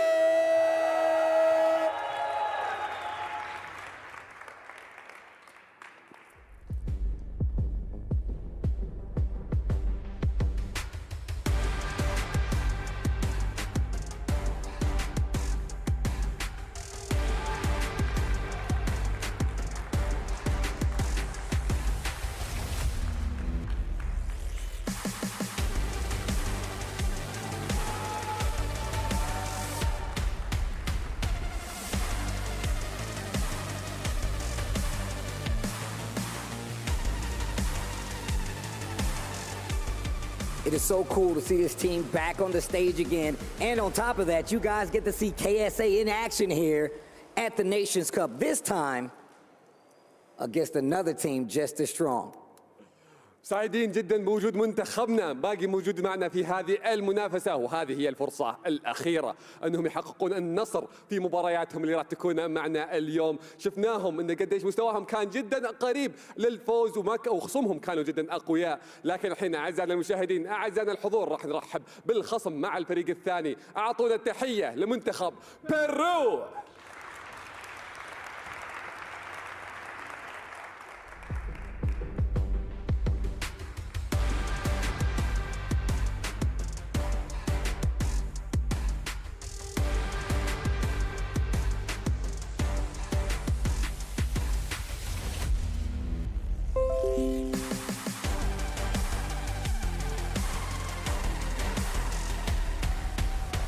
Peru coming back to the stage. A very strong team here. We saw them play quite a bit this weekend. And I'm telling you right now, these matches between these two, no matter who comes up to the stage, they're gonna be good. And you're gonna wanna pay attention because once again, you don't get to see this every day. هذه قد تكون المباراة الأخيرة لأحد الفريقين، لأحد المنتخبين، لازم يعطون كامل الطاقة عندهم، وزي ما قلنا لكم قبل أنه لاعب واحد بس من بين كل المنتخبات هو اللي راح يلعب في مباراة البيست اوف 5 معنا. Players, take your positions. I gotta talk to the crowd for a second. I have a very quick question for you guys. Not gonna take too much of your time. I just wanna get to these matches, okay? Now I understand where we are, okay? We are in Riyadh, Saudi Arabia, and obviously they're on the stage, okay? But if you would like Saudi Arabia to take it, make some noise! It's not fair, guys. That's not fair, guys. Okay, I know we got some out there. If you guys would like Peru to take it, make some noise!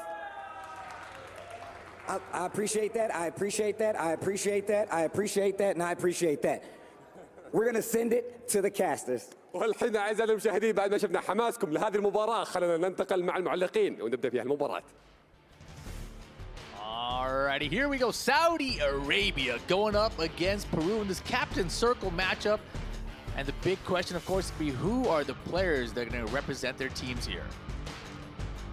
Yeah, in a similar fashion to the sets that we just watched, right? I think the Peruvian team especially, I'm looking at him like, man, are you going to put Abel up or are you going to put Sergi up?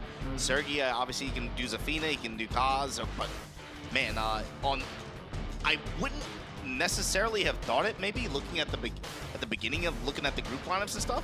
I would have just assumed Saudi Arabia. Oh my God, dude, that's an omen, bro. You can't be dropping coins on the coin flip, man. You can't. That's not fair. That. Some would say it's more fair, though. I mean, you just let the thing hit the Let it ground, drop, yeah. like, but you gotta let You it fall. can't try to catch it and then drop it. But my thing is on the Saudi Arabia team side too. You know, it's a little bit different when you're playing in front of a live studio audience like this, especially if it's in your backyard. But I'm thinking, man, they've got two dudes they could, in theory, put up there too. Last night when we watched Saudi Arabia play in the group stages, right, especially up against playing in their group stages against Japan like that, and even against Pakistan when they played, I was like, do you lean in the Bob? Do you lean in the Bob? I don't think you do over Ryef, right? But they showed there's two players on that team that they could put in that slot. Yeah, I mean, honestly, with Sambro's Bob yesterday versus Arsenal Ash Kunimitsu, it was so impressive, right? You kind of wonder, like, maybe he should be the guy you put up in this sort of a situation. He's the one sitting at the desk right now. You know, Sambro, he's thinking about it. He's got that Bob ready to go. Yeah, we talked about it, and I mean, like, I'm talking to you like you're random, bro. Like, you come from this too. This this team tournament, kind of a strategy scenario is like, man, you have your designated leader, right, sitting down, you know. Yeah. But for sometimes I'm like, man, you're supposed to be the captain of this team, but if the assist player is the one that's been performing and been feeling good, maybe you just put him in that situation, and that, you know. Definitely. And I think if Abel's the one sitting down on this team for Team Peru, I think that's kind of the scenario here, you know? It's been all Sergey that's been the conversation, but Abel has been the one who's been really, really consistent throughout this whole event. And I like it too because, you know, we talked about this the other day, is like, he's that experienced vet on the team. He's the one that's most traveled. He's the one that's been on the most international and most, I'm like, dude, you gotta remember, Tokyo, not Tokyo Tekken, in Tekken Master Tournament in Korea in pre-pandemic. Yes. He went to Korea, made top 8. Yeah. With the same characters he's playing now. It's just like, that's not very common. It does not happen very often. Yeah, so, I mean, that was a long time ago, though, right? And these players still out here putting in work. But I was kind of hoping for Sergi versus Raf. I like the Mishima kind of style. You know, would have been Jin versus Kazuya, perhaps.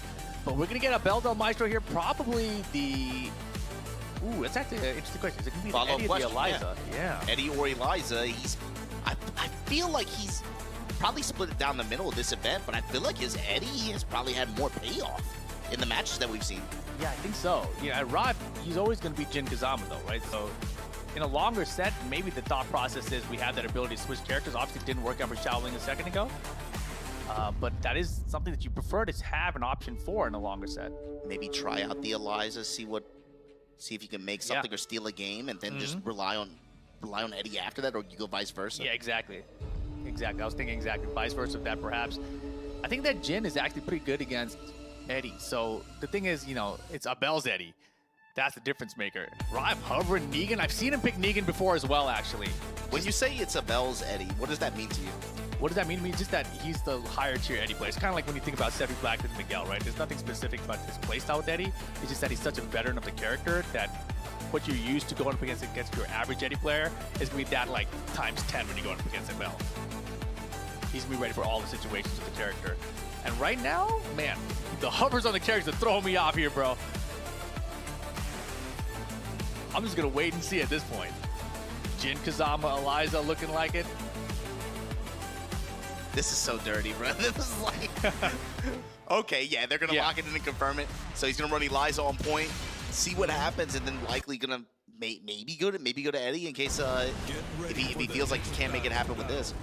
But Eliza, of course, meter character, and I feel like I haven't seen any execution misfires from him all weekend. His dive kicks, his TK dive kicks have been on point. You know how this character can harass you in open stage, in at the wall especially. That's where she gets really scary, especially once she gets like that halfway bar point.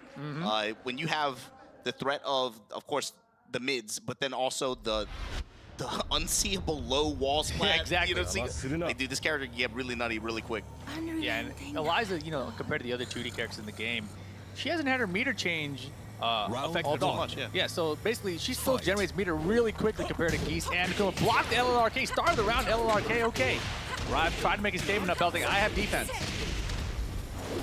Uh-oh, missed the dive kick there. That's a big tell too. Spoke too soon. Yeah. That's the first one I've seen. We're making statements all over. I'll block your LLRKs and I cannot execute right now. Putting the strings now. That dive kick was so short. Yeah, Bell kind of rushing things at the moment. Forward counter it, kind of far. Wow, the back one stuffs the EX dive. That's crazy. That's a big win for Riot too. Even though it's early on in the game like that, anytime you're able to play these meter characters and force them to waste gauge like that, then you got to look at that as a win.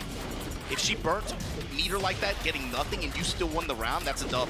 Oh, totally. But again, look at this character. She has meter all fully built up again, right? She always has meter, dude. That's what I was talking about. Like, this character, the meter, a lot of Eliza players I noticed actually don't spend the meter enough. Because they're not taking advantage of how fast she still builds it, you know? Especially when we get to talk, you mentioned, right? Like, you look at Akuma, you look at Geese, patch after patch, how many times have we read, like, slowing down the meter game? Hers still just gets cranked. Counter hit, launch off the sweep. This time we're going to get to a wall here. Spends a bar to make sure of it. Still has a bar to go, why not? Just for some pressure. Other side, Moonglide setup, that was crazy. Ground cross-up. And now backs off, right? With the red dress, but tried to press there, runs into the slash, EX slash rather. Dark wave. Nice pick up here. The wall carry's good here. Now this is dangerous, right? The down 3.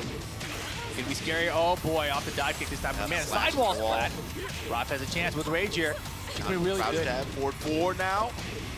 Oh, he's still in this. He's definitely still in this. Didn't do down 2 there. Strong mix there of mids, lows. He's throwing everything at her. Yeah, he is all the way back in the round now. I was gonna say he's been really good at finding electrics into the Rage drive. Low parry's good. Cash into the wall. Rage art, yes. She's really small though. I was just gonna say, I didn't want to jinx it though, and he's gonna lose the game because of it. Oh, he shouldn't have did the extra jab. I mean, sometimes you do it just to make sure you get enough damage, but I think in that situation it would have killed anyway. That's so unfortunate, man, especially because he, like you said, right, he had a huge deficit. And then mix in mid-range like that, backs off, he's poking the wall. Had the low parry, got the wall, had the rage art, knew what he was going for, but there was like there was a really strong sequence from Albo too, where like he forced right to just block.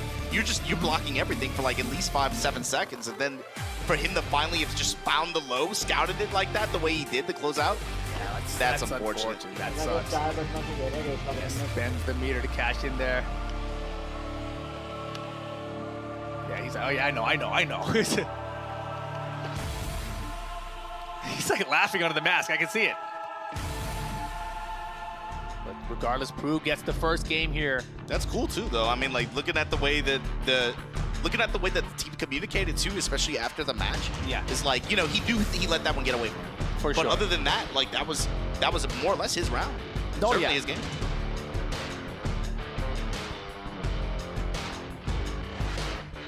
They got an admin talking things over. Hopefully there's no tech issues going on here. Yeah, pad players been holding nails all week, man. Definitely. I saw Sergey stand up there with them too. I always wonder when you have downtime like this too, you know, in the case of like timeouts, we've seen that obviously because that's a feature of this kind of team format. It's like timeouts or technical issues. To me, it's always like the player on the other side. How do you respond to that? What are they doing to try to keep themselves, maintain their focus levels? Do they let it go and then try to get back into it? Are you, and then in situations where it gets stretched out to like 5-10 minutes, like that can be really, really draining on the player in the hot seat. It's so hard. For both sides usually, right? But especially for the player in the hot seat. Like, man, I have my momentum. You don't want to let it get in your head. And in this instance, you know, Abel was the one who won, but he seems to be the one having the issue now, so he's kind of icing himself here. Yeah, it's definitely something to think about.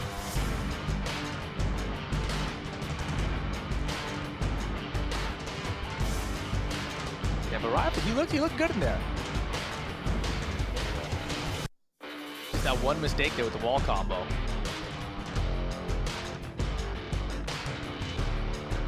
But here we go. Looks like they're good to go now for game 2. Locking in, and here we go. Jungle outpost number 1. Dark wave. I like the breakdown in this dark wave. Tagging him with these paws, man. Ooh, the parry off the dive kick 3 that time. Dark 3, you see him using a lot of the special cancels. Can resplat. That's the round there. And that was twice in a round. He had the sidestep in the dark wave and the forward 4-2 demon paw. That was really clean whip punishment there. He knew exactly how much time he had to get the punch. Zen 1+2 follow up here. Can't be moving.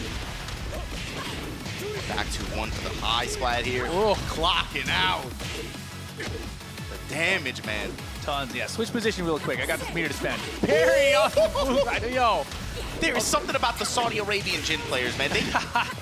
Their parries just feel like a little. It's got a little bit of a different spice. Yobuli's all caught up. Isabel now. Double rage on the board. Blocks the low. I don't think so. Quick 2 rounds for Rob here. Round 3. Fight. This game so far got to be a huge confidence builder for Riot.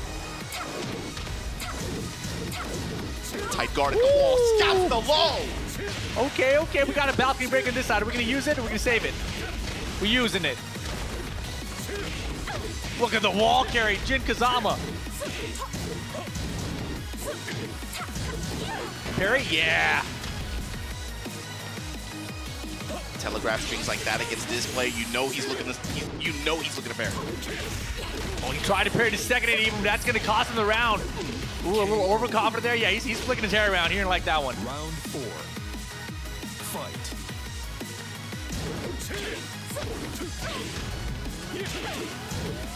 And right back at it. A quick half-life gone in the first 5 seconds. Mid-range kind of belongs to Riot right now.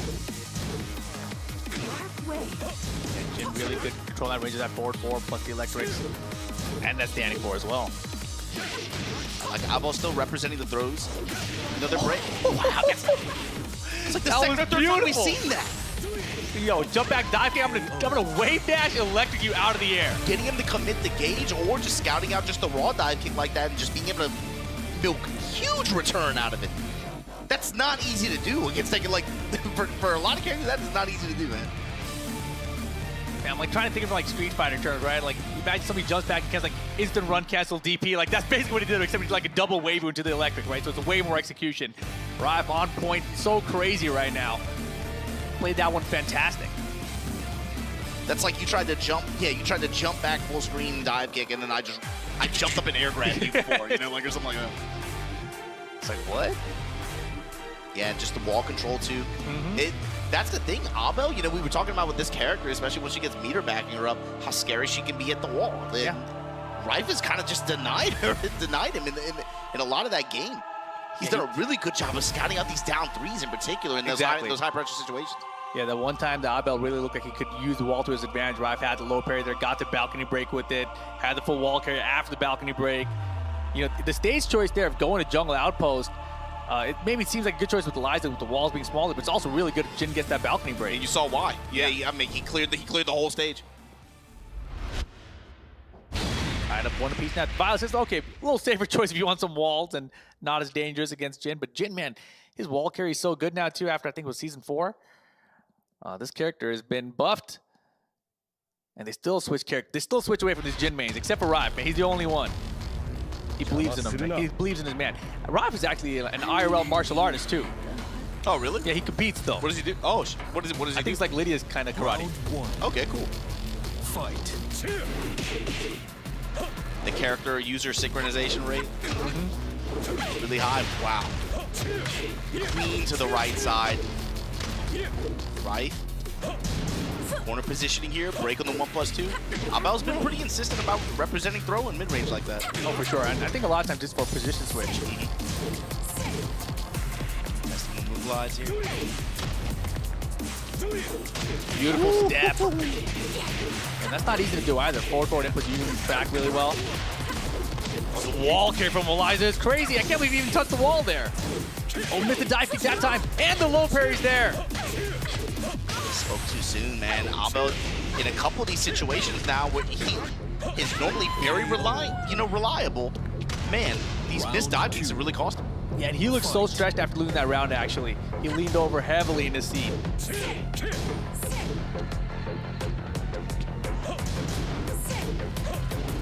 One in mid-range. Forward to all day from Well right now. Nice sidewalk against running low.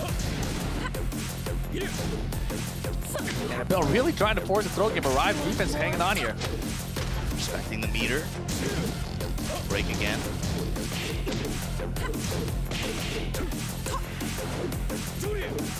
They're just they're expecting the other player to test to break the grab just for the side swap. Again, Abel, big likely plus a bar meter here. Are we saving the meter for next round, or we can spend it here?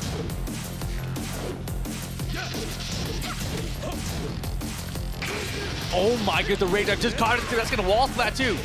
Just go for the combo. Doesn't go for a respect. Back in it. Oh! Got it. He tried to parry. Still got the wall crush. 50-50 time. Oh, and he punishes the parry attempt with 3 seconds to go. Round 3. Fight. Damn pressure, man. This is a good one. What?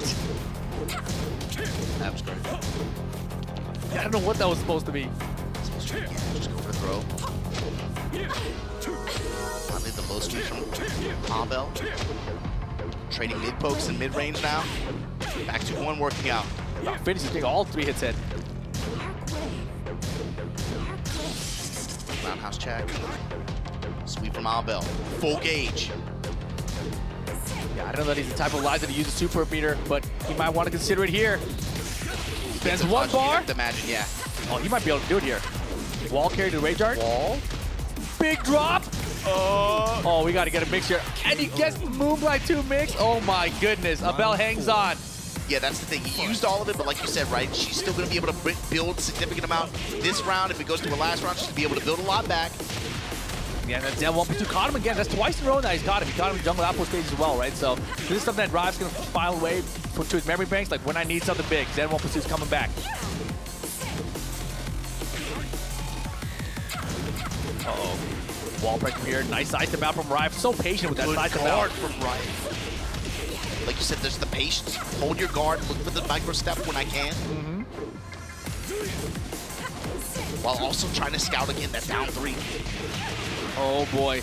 Abel though starting to run away with this Rive with Rage right now. Trying to make this comeback. Oh, he ducked the grab. I don't think it's going to work. Oh, it worked! No. That's a punish! Yo, high Rage Arts are really fast and it's going to do enough damage as a throw punish. Final round to take the lead in the set. This is a big round. Huge round right here, and Rive's going to start it off with a nasty float. Clear the whole stage. Flipper at the wall. Low roundhouse. Abel's got the meter though. And he gets the throw. You ain't switching position with me. I'll take the throw damage. That's the first one he's gotten all set. Oh, the magic 4! And full meter now. Abel's gonna take him all the way to the wall? No. Could have spent some bar there for extra wall carry. Forward counter. Hit. It's not gonna kill. Abel, last chance, full meter. Spends the X-Dive. Do we get another one? Ooh, another one, of course. Now just the rage for the comeback. Throw makes good. We got strings! Oh, and he stands up and pops off. Oh my goodness, Riot hanging on. Put Saudi Arabia in the lead 2-1. I gotta imagine the crowd's going wild in there. Yo, especially once they put those Goldberg sprinklers on. I like that. Home crowd playing in front of a live studio audience like that. You got all your homies in the audience, you know. He's feeling good. Still got one more game to win in this set, though, if you're gonna close it out right. Damn it, Abel. And that was a close one, man. Very close. That was very close. Very close here. This is round 4, and yeah, the throw punish with the rage art. Like you said, the speed here, right? Yeah, high rage art, using fast. I want to say it's 13 frames. So how many, just like you said, positional advantage, just repositional, anticipated breaks on throws there just played such a huge role in being able to set up positioning for both of these players. Yeah, that's what I was wondering, that final round, if he had actually just accepted the throw so he wouldn't get position switch for the walls. Like, there's no way he thought that high level, right? Like, that's hard to stop yourself from breaking a throw. But here we go, Saudi Arabia in the lead, 2-1 against Peru. Yeah, at the end there, Abel, you know, he had the 2 bars of meter, knew he had to make a comeback, and it was really predictable with the EX dive kicks, right? It's like, you spent the bar in it right there, I blocked it, you can try it again, right? Because you wanted to find one just by luck, didn't find it, Rob. Solid defense held on. Yeah, that's the dynamic there, right? It's like you have all that meter potential behind you. For Rife, he's like, do not give him a hit. If you get touched, you're gonna lose, right? So it's like, just back off, play around it. You know he's looking to jump back, try to bait some kind of whiff response, and then go with EX dive kick or something like that. And Abel did that twice in a row. In a row, Rife said, okay, I'll wait. And that's the thing I was mentioning earlier. I've never seen Abel really use Eliza's super. Sometimes, you know, you can find a small hit super, get a full combo, still get screw attack, get the launch with the wall rage art. He had some opportunities there. Exactly, but it's not his style of Eliza, right? Like, he'd rather go for the double EX dive kick, find an opening, and close it out with just some basic Tekken. But right now, still in the set. It's not over till it's over. Yeah, timeout called for Saudi Arabia team, so they're kind of deliberating here. I think they shouldn't actually use a timeout. I think they're like on fire right now, right? Yeah, He's got his game going. I mean, we were talking about this earlier, right? Like, in situations where you have a break in the action like that, I feel like if you're winning, if you're up, sometimes that puts the pressure on you in a way that you don't want to ice yourself. You know, it doesn't make sense to ice yourself, right? But I don't know if maybe Rife, you said he's competed in other stuff before, you know, karate and stuff like that. So it's like, man, maybe it doesn't affect him mentally that much, but I just wouldn't want to take a chance. But here we go. We're going right back into it. Game 4 here. Rife up 1 game on Abel Del Maestro. It's 2-1 here in the captain circle. They're fighting for a chance to see who's going to take on the winner between Thailand and Jordan on the other side. Let's see, Duomo Desirio here. I also believe that Tekken 7 is Rife's first Tekken that he's competing in. So he's one of these, like, early fast bloomers. He said that, you know, he thinks competing in martial arts actually transferred over to competing in tournaments for him. I just have the mindset. Fight. Yeah, I can see it. Yeah. Abel here, rising upper, finding a low strike here. Gotta imagine motivation very high for this Peruvian squad too. Oh yeah. Finds the wall. Slash ender there, and then here we go, Rife now. Oh, he's ducking. Big launch gonna punish you for that duck. Oh my gosh, he got the wall combo too. I thought he was too close to the wall for a full wall combo, but makes it work. Abel spends a meter there. Not the best meter usage, to be honest. That string's been killing him. Break. The mid strikes here, man. Rife slows it down. That's an early start from Abel. Like you said, found that one wall sequence and was able to just wrangle control from there. Oh yeah, exactly. Gave him a good life lead, but there's the duck again to block LL Arcade this time. And I was gonna say, you know, Rife really hasn't done a lot of LL Arcade. Yeah, dude, I feel like we barely seen sweep at all. Yeah, exactly. So because of that, I was surprised that Abel even ducked for the mid a second ago in the previous round. But this time, getting the block again. Yeah, he's representing a lot of the other lows, right? He's like a little bit down 4, but mostly down back 4, I think. But yeah, not much sweep. And here we go. Why are you ducking? Getting launched. Now almost full meter on side of Abel here. And another close round, honestly. Abel can steal one back. That would have been a good EX dive kick, to be honest. Oh, what a conversion. Balcony's here too. We taking it? Boy, that was not the most optimal combo. The parry, of course the parry's coming out. I feel Abel had his like that's counter. the third time this set where it's just like an Aaron parry like that just gets called out in that situation. That's fun. That's a funny style thing. In some of these pinch situations like that, Rife is willing to go to the parry. Oh my gosh. Yeah, could have been a much bigger punch Yeah, for light Rock. with punish, but it's still a whip punish nonetheless. Exactly. Abel gonna find the launch. Just short of clearing the top half. Yeah, he could, again, he could have used meter and could have got that wall, but Abel here in trouble, big trouble. Saudi Arabia set point. Round 4. Fight. Rife with momentum here. Again, the Zen 1-2. I told you to be coming back. He filed it away. He's like, when I needed to close it out, we're going to it. Break the balcony. Full meter on Abel's side, just out of Get range. out the air. Snipe it again! Not gonna find the wall here. Abel's in big trouble. He's got a bar meter. But Saudi Arabia trying to close it out. Devil in the red dress.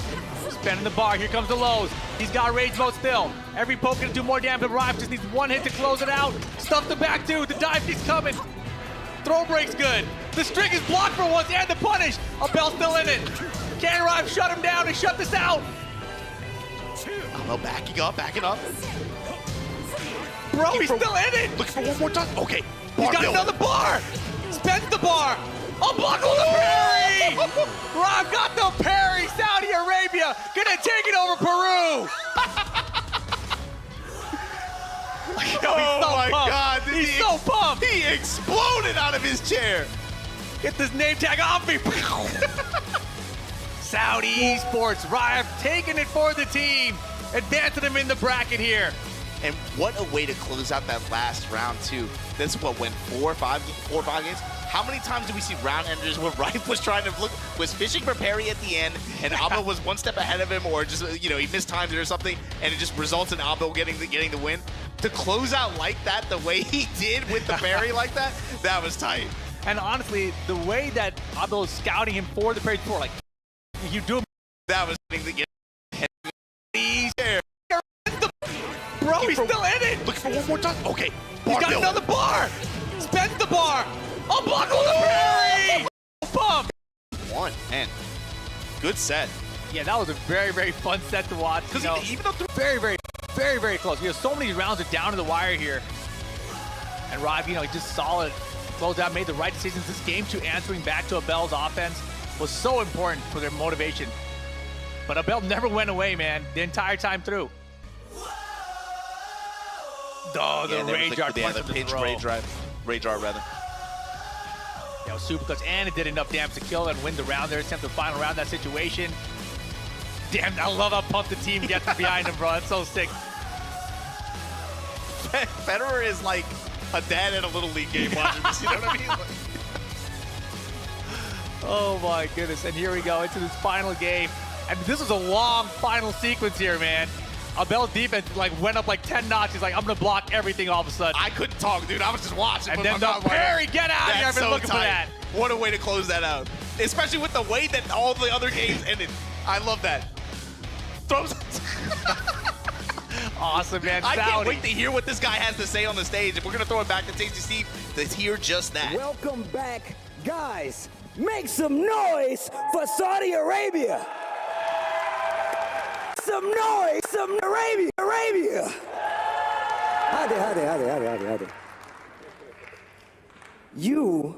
What a showing, man. How are you feeling right now? This was a great comeback, especially considering that you just put yourself back in this bracket and to get more money. How are you feeling right now?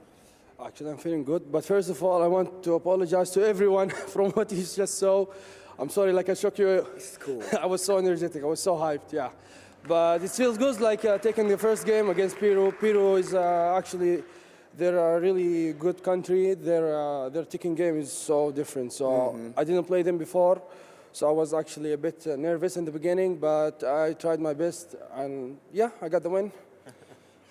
فسأل اللاعب كيف كان شعوره بعد ما انتصر في هذه المباراة. بدأ الإجابة، قال أول شيء نعتذر على اللي صار اللي في البداية من أول ما حقق النصر. ما حد يلومك يا رايف عليها، لكن صحيح بعد ما حقق النصر سألنا برضو كيف كانت المباراة بشكل عام. قال إنه في البداية كان شوي منضغط أو كان شوي مرتبك فيها، لكن قدر أهم شيء إنه يرجع بالكمباك الأسطوري وقدر يحقق النصر. المبروك المنتخب السعودي على الفوز في هذه المباراة. So the format of the way that this is going, you get to pick who goes first, right? You get to pick who plays the set. Is there a process to this? Did you always say, I'm going to come out and I'm going to play first? Or were you like, hey, I want to get Abel, and maybe it's a certain player that you wanted to look at personally?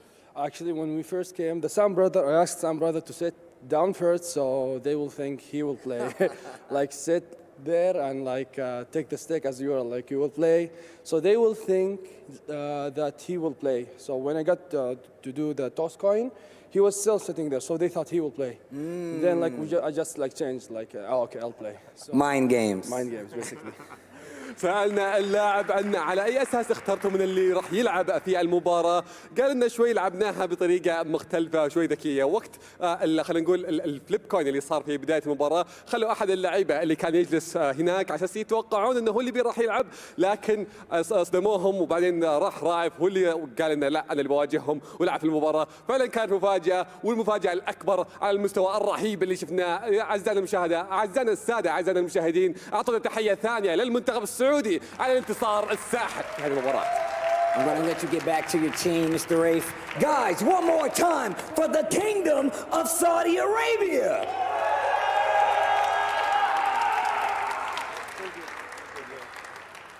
Man, are you guys enjoying yourself out there or what? Is this not some good-ass Tekken? This isn't even part of the main tournament. كلنا مستمتعين في المباريات الى الحين صحيح، لكن باقي معنا مباريات الثانيه. زي ما قلنا لكم قبل شوي ان المهزوم راح يودع، نقدر نقول هارد لك برضو لا نادي لو المنتخب بيرو على خروجهم. يعني فعلا ما قصروا، مستواهم كان رهيب في المباريات، ادائهم كان جدا ممتاز، كانوا جدا برضو قريبين، لكن مباريات كلها فيها فائز وفيها خسران. I love to see these players get the opportunity to play all these different regions and get a lot more experience, especially when the Tekken is so good.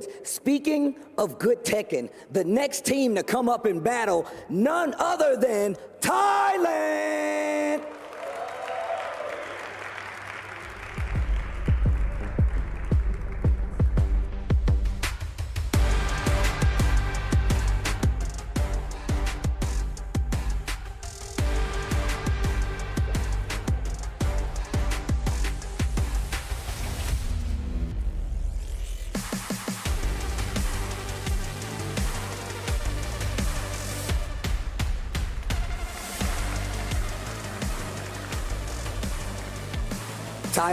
Thailand, you saw these guys yesterday. Book, Shinakuma, the entire team. Definitely some of the strongest Tekken players out there. The region itself is very strong. And on top of that, these guys get a second chance at life here and a little more money in their pocket if they can get the victory, if they can beat the team that's about to come to the stage. مباراة تايلاند أمس كانت جدا صعبة، صحيح خسروا فيها من منتخب المملكة المتحدة، لكن ما زال عندهم فرصة هنا معنا في هذه التصفيات اللي جالسين نشوفها الحين معنا. لكن راح نرحب في المنتخب الثاني معنا، هو أحد المنتخبات العربية المشاركة معنا. أعزائنا المشاهدين، أعزائنا الحضور، أعطونا تحية لمنتخب الأردن.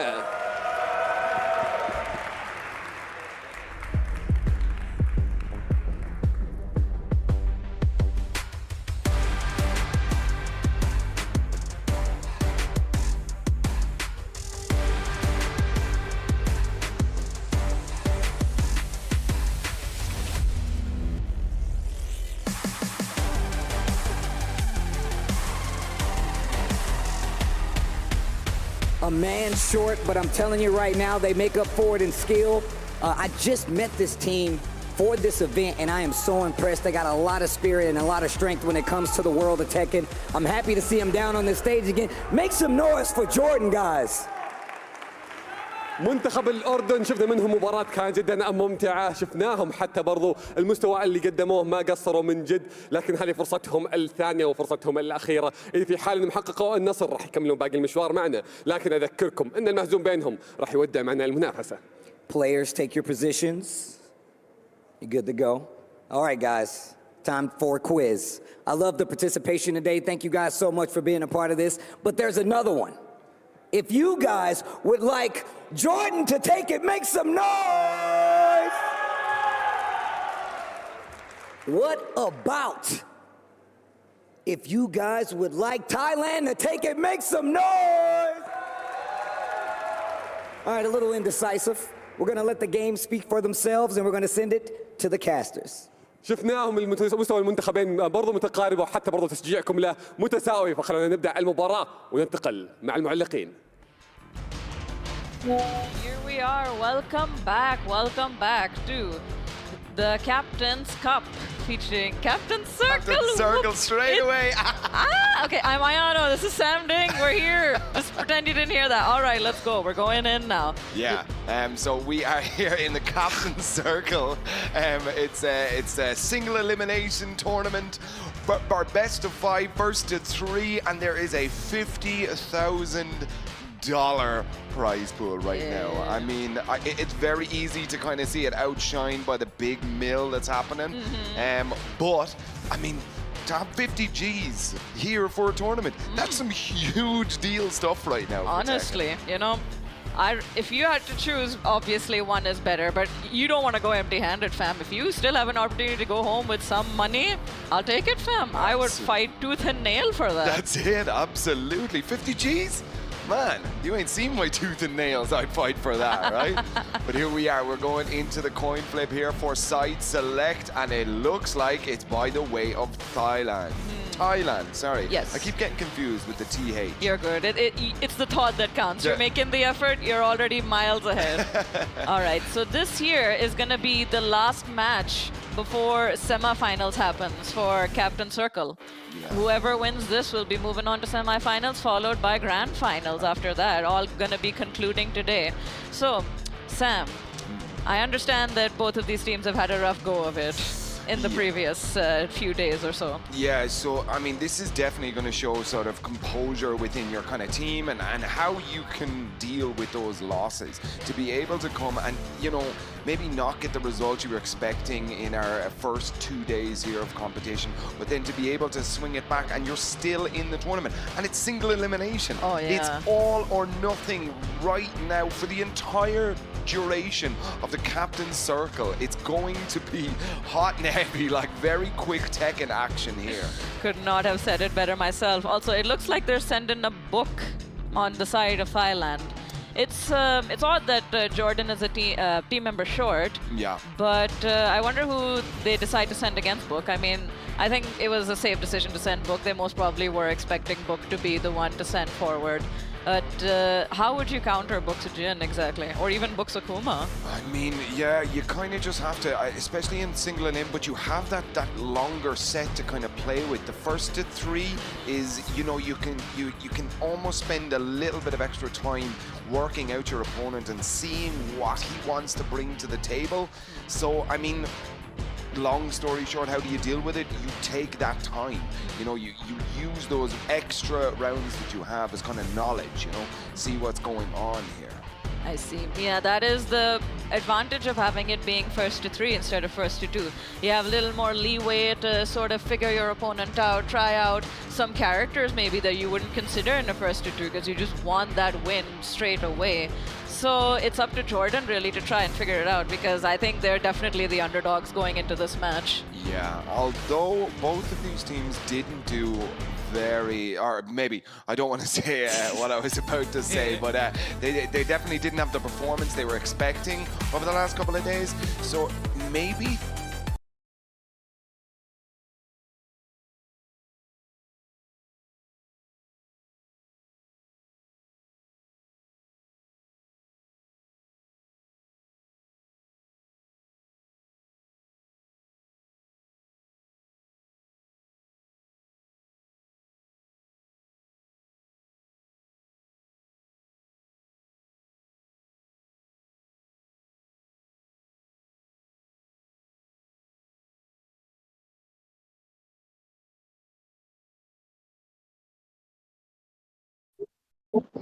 अस्सलाम वालेकुम। वालेकुम अस्सलाम, ठीक हो? अली यार ये महीना 2 महीने में ऑफलाइन क्या रहा हूँ, बहुत ही चूतिया लोग आ गए हैं यार सर्वर में। टीम हो रही है भाਵੇਂ जो भी हो रही है, मैंने उसको किक कर दिया, खबरदार उसको जो दोबारा ऐड किया तूने।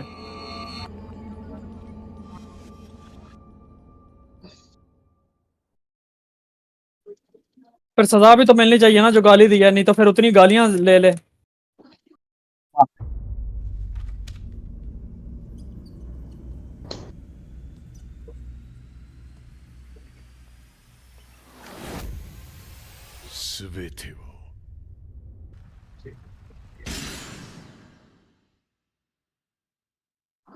लावड़ा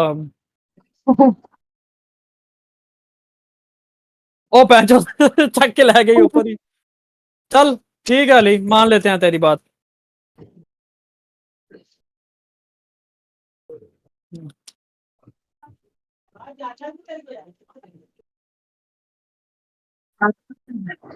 और यार वे इलेक्ट्रिक नहीं बजता पे वो बाजा है।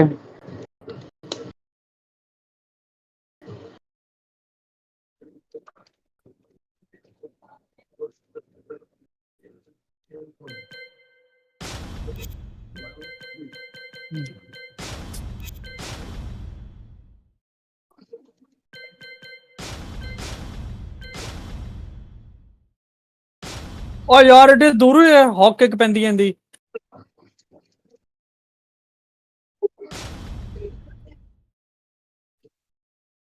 एक मिनट मैच खत्म हो लगे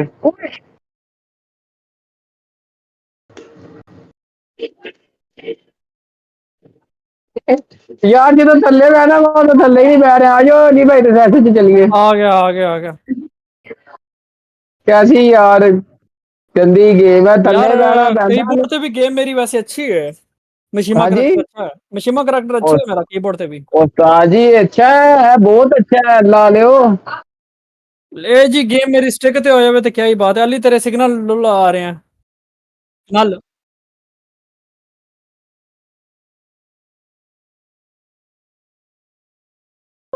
ना ना ना ना ना ना ये बात नहीं करनी।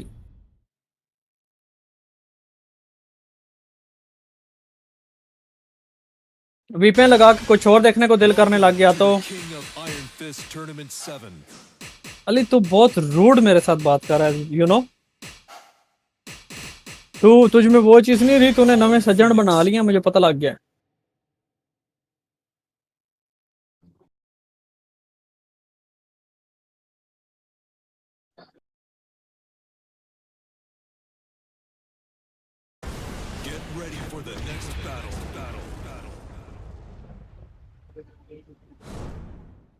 स्टीम पे वैसे क्या मतलब लाइव टोटे दिखाता है, क्या दिखाता है मतलब अपनी गेम के।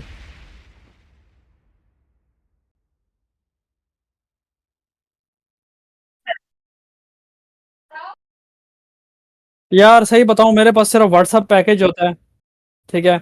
और काम पे मैं मसरूफ होता हूँ, रात को थका हुआ होता हूँ, सो जाता हूँ क्योंकि सुबह उठ के मैंने जाना होता है अपने बच्चे के पास। हाँ मैंने ग्रुप नहीं देखा। लीवर कैसा था जो मैंने भेजा तेरे लिए।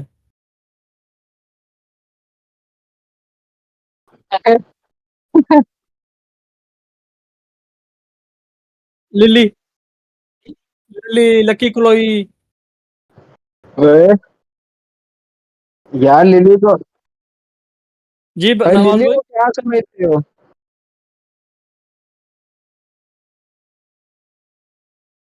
यार अली मेरी वो किट दोबारा खराब हो गई है यार।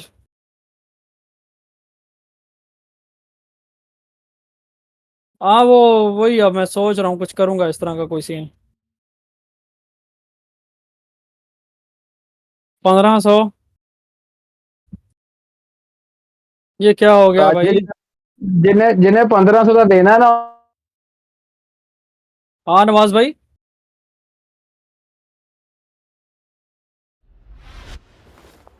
नवाज भाई की कह रहे सी आवाज चली गई है थोड़ी। मैं क्या मेरे यार लाइट चली गई हुन सोलर चलेगा मैं पीसी पता नहीं चलावांगे यार ना चलावा। आवाज आ रही है। हाँ मैं कहा लाइट चली गई, हुन सोलर ते मैं पीसी चलांदा नहीं आ। अच्छी गल है, चलाना भी नहीं चाहिए।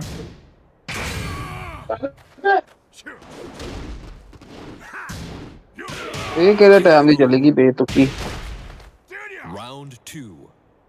Fight. नहीं नहीं लाइट का चक्कर नहीं है, पास पीसी नहीं मैं चला सकता। चलाने को तो ये भी चल जाएगा यार, एसी चल रहा, सारा कुछ चल रहा है।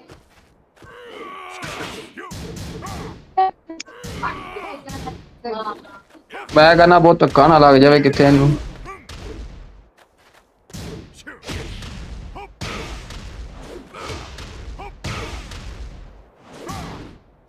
पहले पैसे नहीं ना नवे जोड़े, सारे तो सोलर ते लाते ने।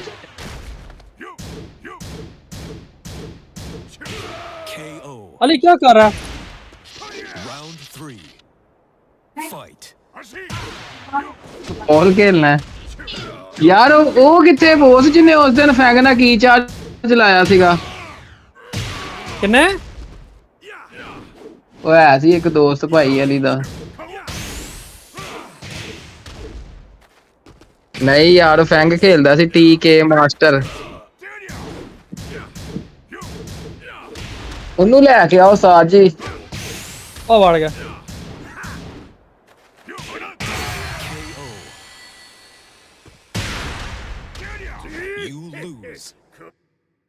ਕਿੰਦੇ ਨਾਲ ਗਿਆ? ਅੱਛਾ ਕੋਈ ਗੱਲ ਨਹੀਂ, ਉਹਨੂੰ ਮੈਂ ਰਾਤੀ ਐਡ ਕਰਾਂਗਾ ਸਪੈਸ਼ਲੀ। ਕੀ ਚਾਰਜ ਕਿਨੇ ਕੀਤਾ? ऐसी यार एक दोस्त उस्ताद जी बड़ा मजेदार सी, ने की चार्ज करके जगल मारे तो कोई बच्चा ही नहीं। मैं अगली बारी मेरे ते मैं तो दसांगा किवें करीदा। कौन अपना गुलफान?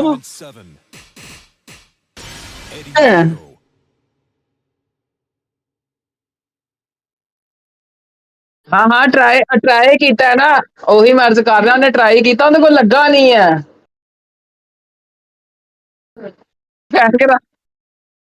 किसके साथ खेल रहा था? मिगल के साथ?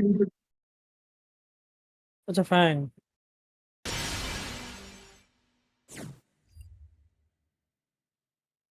यार मैं चला दिता ये।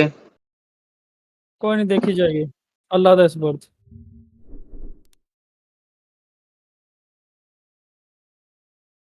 यार नवाज भाई गल सुनो, मैं इंशाल्लाह जड़ा ना अनकरीब हुन सहीवाल आना है, मैं अपनी सन्ना चकन। तो कोई रोला नहीं, पे भावें मंगल नहीं आ जाओ, सामान ले जाना आपदा। चलो इदा कर लेने, नाल स्टिंग दी बोतल लेना आवा या कोई कैप्सूल। मैनू जोड़नी नहीं आंदी। ना कोई कैप्सूल या कोई ऐसी वैसी शय अगर मंगानी है तो मैंने दस दियो, मैं ले आवांगा। नहीं कुछ भी नहीं था जी। हकीम ही आना नाल। हाँ हैं माशाल्लाह माशाल्लाह। यार ये कैसे हो गए अली? 600 हो गए हैं यार। मेरे नहीं हो रहे यार।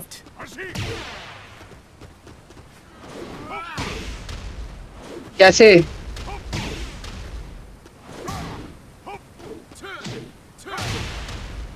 यार ये ऐसी मुझे पता है, या वीटा IQ या ट्यूब बडी से आती है, जो स्टेटस बताता रहता है आपके स्टेटस से।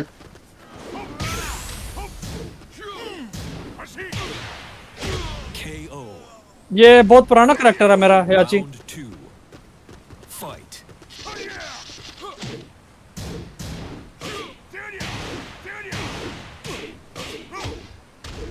यार बॉस मैंने एक गल तो दसो, इन गेम फ्रेंड रिक्वेस्ट किस तरह भेजी दी है? बढ़ गया यार जैसे मैं भाई के साथ खेल रहा था ना, ये शरोज भाई के साथ, इसने मुझे इन गेम ही भेज दी थी। मैं यार वो होता है, मैं बताऊंगा बाद में आपको नवाज भाई। यार कोई काजी प्रोडक्शन आया है कोई।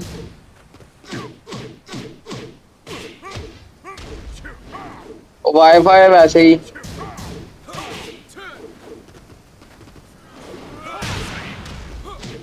हाँ हाँ लड़के मेरे जगल मुझ पे ही ट्राई कर रहा है। तरक्की थी रात है गांजा ने।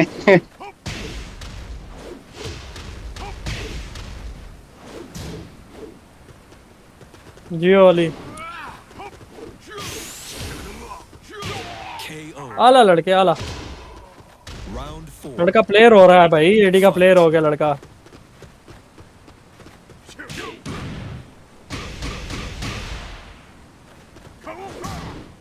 आज ਤੁਹਾਨੂੰ ਲੋਹਾਰ ਵਾਲਾ ਸੀਨ कैसा ਹੋਇਆ ਸੁਭਾ ਸ਼ਰੋਤ ਭਾਈ? ਕਿਹੜਾ? ਆ ਲੋਹਾਰ ਵਾਲਾ ਸੁਭਾ ਜਿਹੜਾ ਤੁਹਾਨੂੰ ਸੀਨ ਵਿਖਾਇਆ ਕੀ ਚਾਰਜ ਵਾਲਾ। ਹਾਂ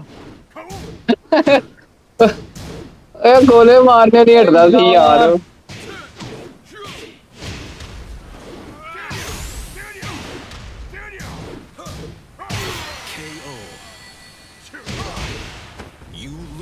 ਅੱਛਾ ਮੈਂ ਜਦੋਂ ਗੇਮ ਖੇਡ ਰਿਹਾ ਸੀ ਨਾ ਇਨ ਗੇਮ, ਕਿਵੇਂ ਮੈਂ ਰਿਕੁਐਸਟ ਭੇਜੀ ਸੀ ਤੁਹਾਨੂੰ?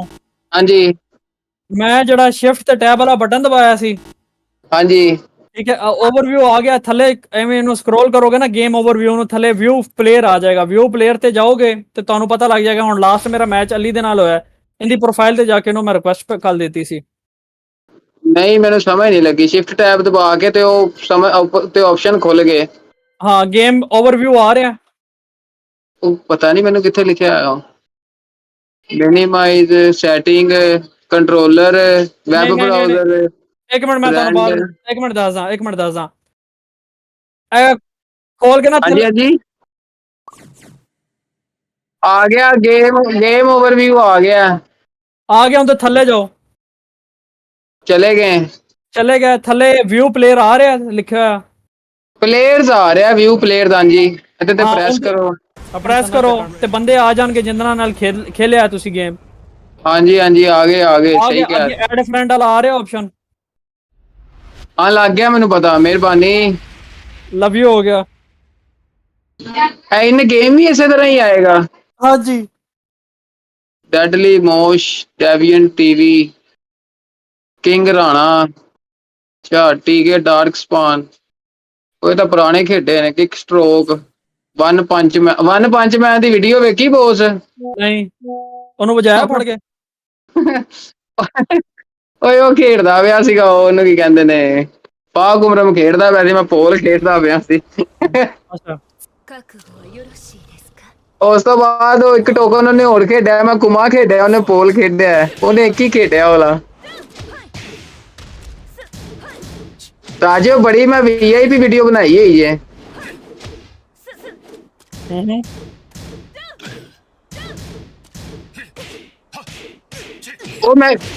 ਉਹ ਅਲੀ ਭਾਈ ਉਹ ਮੈਂ ਵੀ ਕਰਦਾ ਨਾਲ ਯਾਰ ਇਹ ਕਿਆ ਬੈਂਡ ਚੋ ਲੈਗ।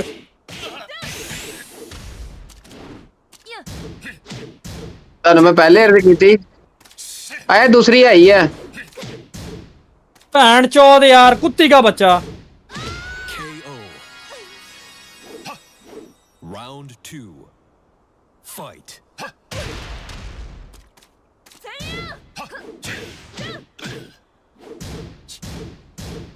ਉਹ ਖਾਲੀ 1-1-2 ਮਾਰੀ ਜੋ ਪਨੀਸ਼ ਵਾਲੇ ਮੁੱਕੇ।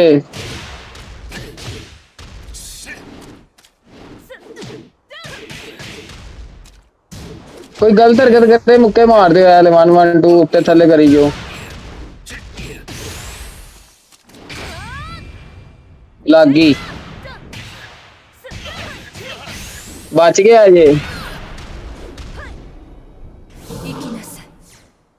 ਭੈਣ ਚੋ ਸ਼ੇਰ ਕਿਧਰੋਂ ਨਿਕਲ ਗਿਆ ਯਾਰ ਮੇਰਾ। ਲਾ ਲਿਓ ਥੋੜਾ ਜਿਹਾ ਡੈਸ਼ ਨਾ ਫੇਰ ਇੱਕ ਸ਼ੇਰ ਛੱਡ ਦੇਣਾ ਸੀ। ਇਹਦੇ ਲੰਮਾ ਪਿਆ ਦੇ ਉੱਤੇ ਚੜ ਜਾਣਾ ਸੀ ਇਹਨੇ।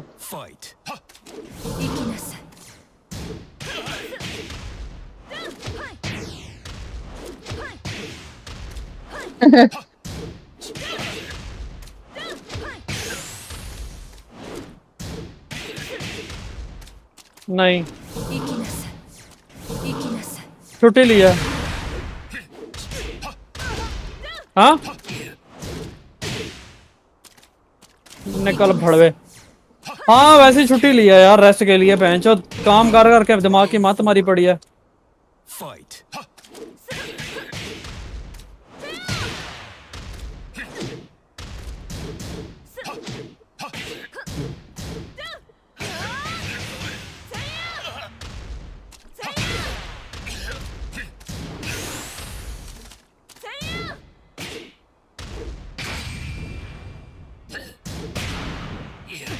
ਮੁੱਕਾ ਮਾਰਿਆ ਹੋਇਆ ਸੀ। अरे पावर क्रैश वाला शेर छाड़ दियो ए वाला ਉਹ ਮੁੱਕਾ ਮਾਰਦਾ ਏ ਐ ਲਾ ਨਹੀਂ ਜਿਹੜਾ ਉੱਤੋਂ ਆਂਦਾ ਹੈ ਗੋਲ ਗੋਲ ਘੁੰਮਦਾ ਜਿਹੜਾ ਐ ਲਾ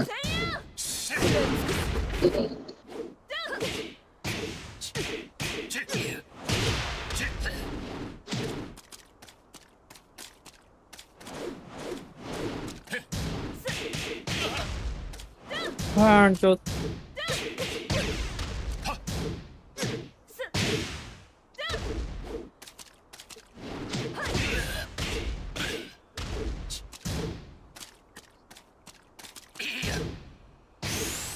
ਉਹ ਲੱਖ ਦੀ ਲਾਨਤ ਹੈ ਯਾਰ ਓਏ ਕਿੱਥੇ ਲਾਤੀ ਜੇ ਕੁਝ ਵੀ ਨਹੀਂ ਆਇਆ ਅੱਗੋਂ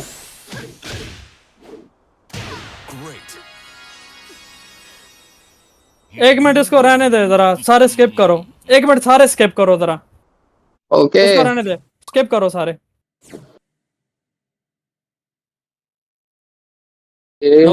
स्किप करो अली तू भी स्किप कर हो गया हाँ हो गया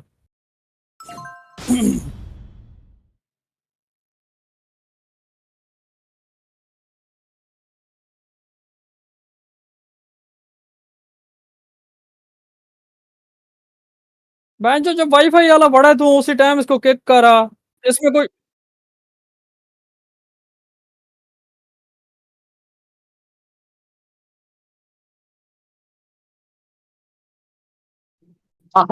ਕਾਜ਼ੀ ਪ੍ਰੋਟੈਕਸ਼ਨ ਲੈ ਗਿਆ ਹੀ ਭਾਈ हाँ ਮੈਂ ਕਿਹਾ ਕਾਜ਼ੀ ਪ੍ਰੋਟੈਕਸ਼ਨ ਲੈ ਗਿਆ प्रोटेक्शन मतलब ਉਹਦਾ ਨਾਮ ਹੈ ਆਈਡੀ ਦਾ ਕਾਜ਼ੀ ਪ੍ਰੋਟੈਕਸ਼ਨ ਹੈ नो ਇਹਦੇ ਅੱਬੇ ਨੇ ਵੀ ਪ੍ਰੋਟੈਕਸ਼ਨ ਨਹੀਂ ਇਸਤੇਮਾਲ ਕੀਤੀ ਹੋਣੀ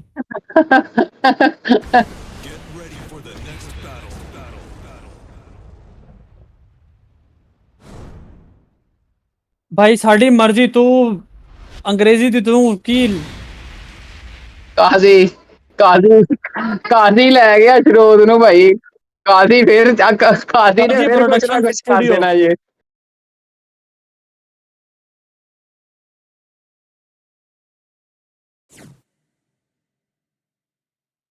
ਉਹ ਬਹੁਤ ਸੇ ਜਾ ਹੀ ਨਹੀਂ ਸਕਦਾ ਅੱਗੋਂ ਵਾਈਫਾਈ ਵਾਲਾ ਜਗਲ ਦੇ ਟਾਈਮ ਉਹਨੇ ਲੈਗ ਆ ਜਾਣਾ ਵਿੱਚ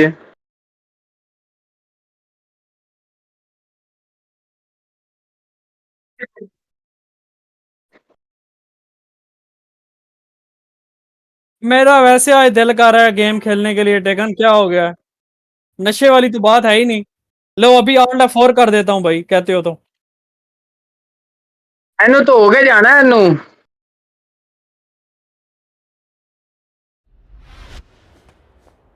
Round 1. Fight. ਲੋ ਜੀ नहीं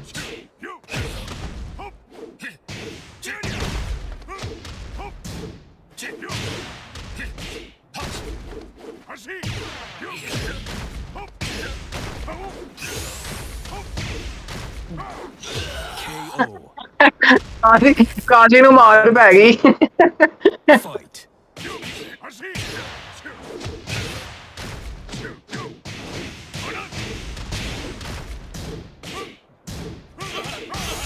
टाइटल दे देना काजी की दिलाई Round 3. Fight.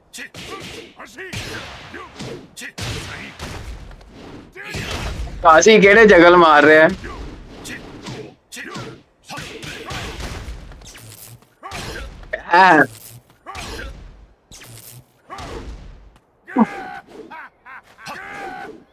राजी इदा ही एनू तंग करो जरा हल्का जा कोई गल नहीं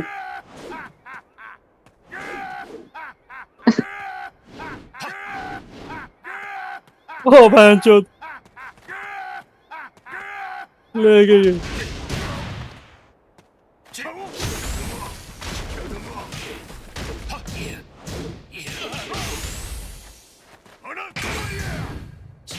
हाय ओए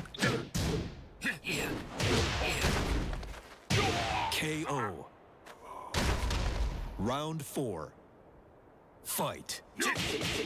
केड़ा की चार्ज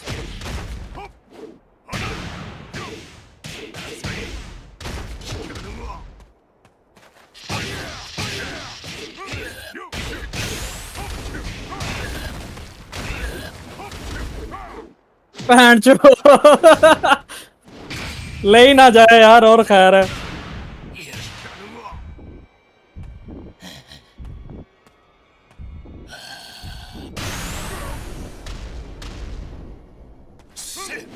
बस अब खत्म करते हैं इसको KO. Final round. Fight.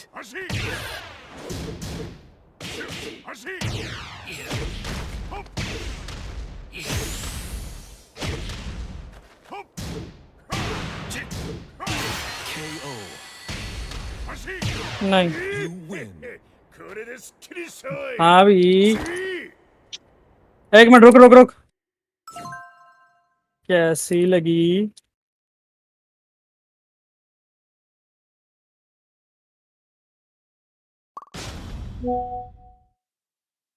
Nawaz भाई दी फिर लाइट गई देखिए जरा यार उधर ऑनलाइन है To the king of Iron Fist, Leroy Smith.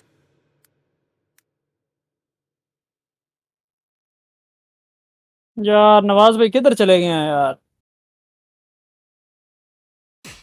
तूने ये रिकॉर्ड स्ट्रीम पे लगाया हुआ है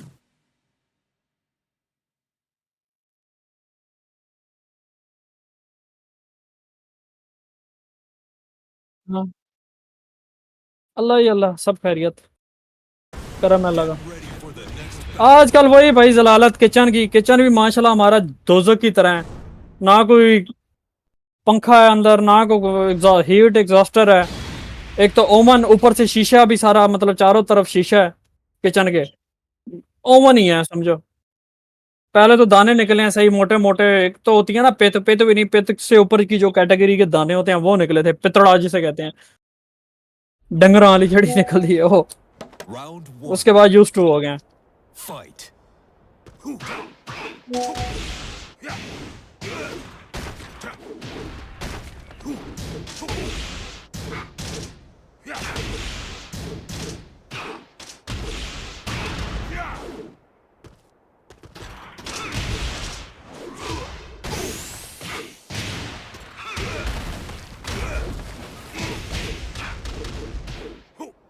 ओह शिट ये मारना था KO. Round 2. Fight.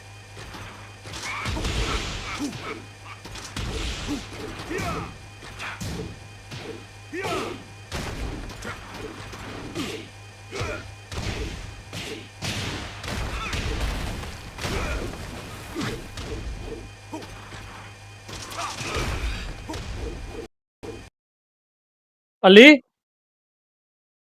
fuck you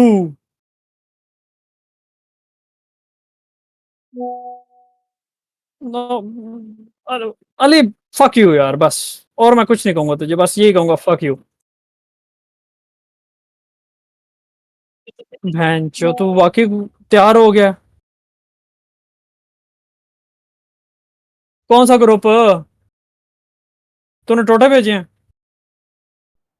यार ऊपर एक तो वाईफाई के सिग्नल नहीं आता एक मिनट ठहर तू गेम ऑन कर तब तक मैं गेम में ही बैठा हूँ एक मिनट ठहर मैं देख के आता हूँ जरा क्या ऐसे ऐसे कौन से टोटे तूने भेज दिए हैं मतीरा के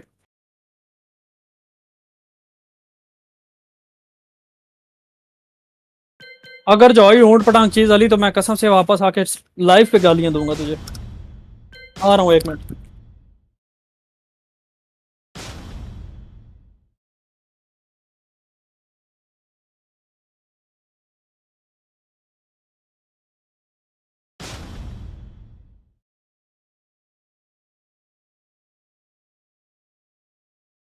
ओ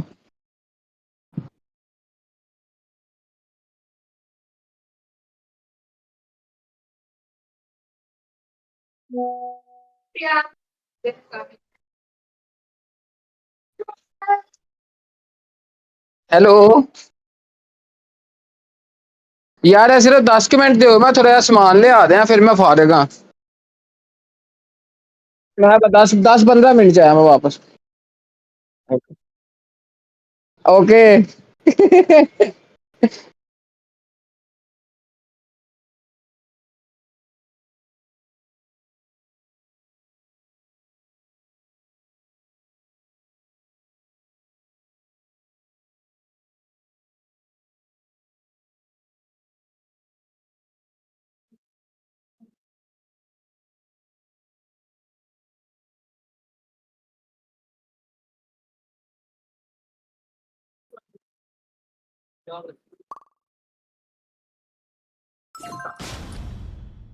ये तूने कौन सी हरकत की है? मेरी वो पुरानी जिसमें मैं बहुत ज्यादा कोजा था, तुमने वो वाली तस्वीरें सेव करके ग्रुप में भेजी हैं। अब देख मैं तेरे साथ करता क्या हूँ। तेरी मैं नोट तस्वीरें ना भेजी तो फिर आखी मेरे पास जो पड़ी हुई हैं तेरी।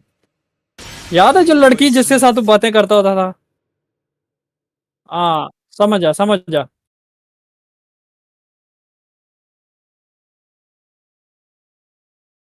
अरे ये कौन है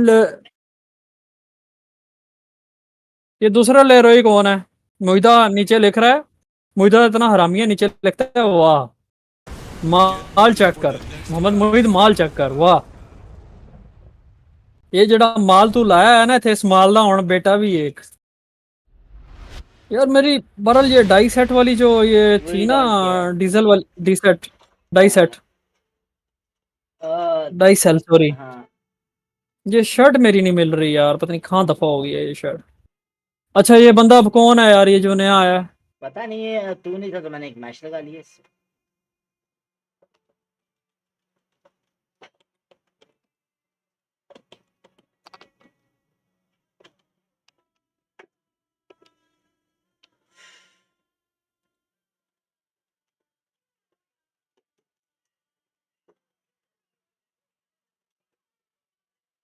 यार ऊपर से स्टेज भी फॉरगॉटन लिया है, फॉरगॉटन रैम व्हाटएवर। ये जहाँ पे तूने मोहित को किया है ना टैग, जिस तस्वीर पे मैं भी ओनली मी करता हूँ ये सारी तस्वीरें। फ्रेंच तो आज वेला सारा दिन बैठा यही काम की जा रहा था। तो बहुत मजा आ रहा था।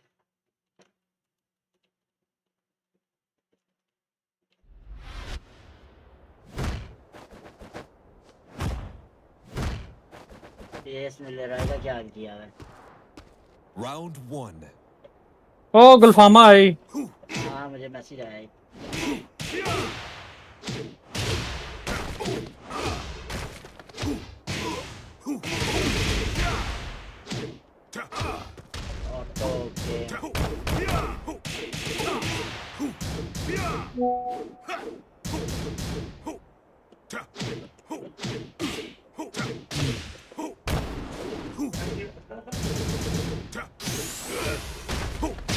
KO. Yeah. Round 2. Fight.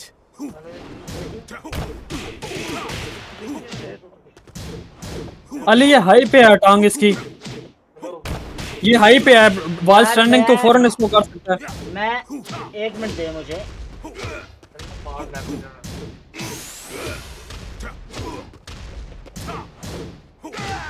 क्या कह रहे हो? Round 3. गिलास टूटा है, गिलास चेंज करा लो। अच्छा बाकी सही है? हाँ जी।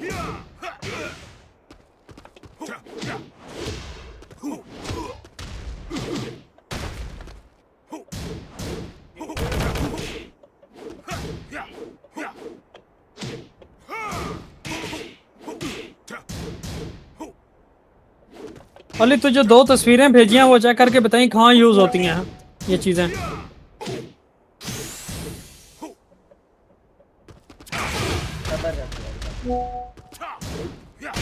KO. Round 4. Fight. मुझे स्टिक कर लगा दो बेटे, हाल क्या? वो लगा हुआ है कुटने पे। अच्छा वो रुकने पे भी नहीं आ रहा है।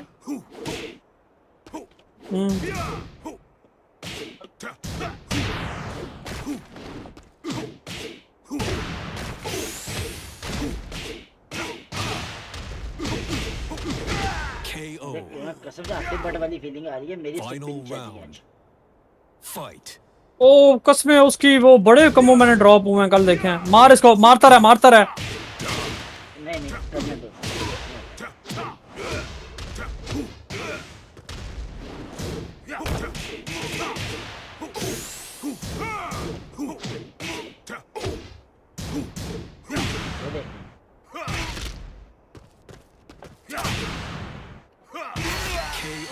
तो क्या यार जरा छोड़ी जरा इसको, तो मैं बताता हूँ जरा। आरबी ना स्किप कर जरा।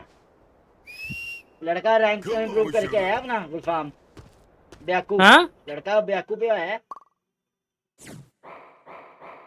उई छोड़ जरा टोकन।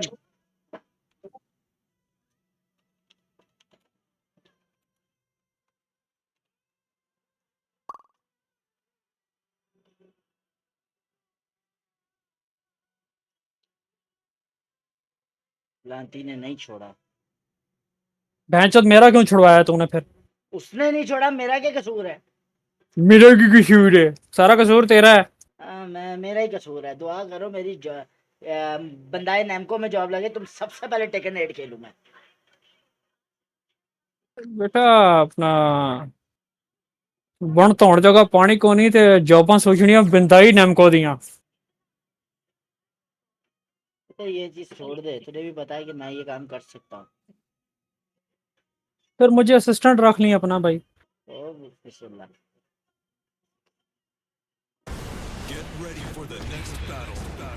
गेम डेवलपर यार मैं आप कोई ऑनलाइन काम करना चाह रहा हूँ लेकिन समझ नहीं आ रही कौन सा सीखूं। HTML का सीख लूं, वेब डेवलपमेंट सीख लूं, वेब डिजाइनिंग सीख लूं, वो जो मालवेयर आते हैं। तू चुप करके फोटोशॉप सीख। आती है लेकिन भूल गया हूँ। 2013-14 में करता रहा हूँ ये फोटोशॉप पे, अडोब पे। अब भूल चुल गया हूँ। अब तो सॉफ्टवेयर भी बड़े उसकी अब अपडेटें बहुत आई होंगी। तेरे भी नहीं आई।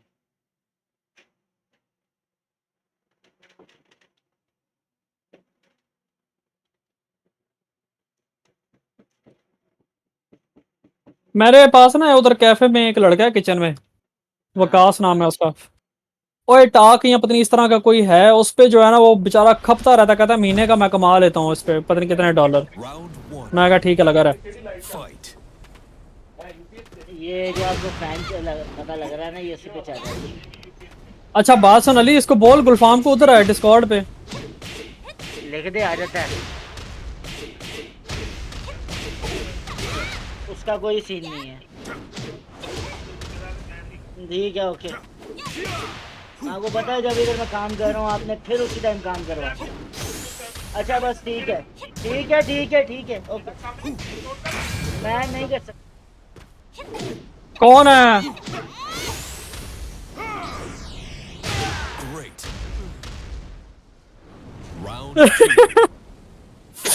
अब पापा जी को कौन समझाए, लाइव स्ट्रीम लाइव गेम में नहीं पास होती।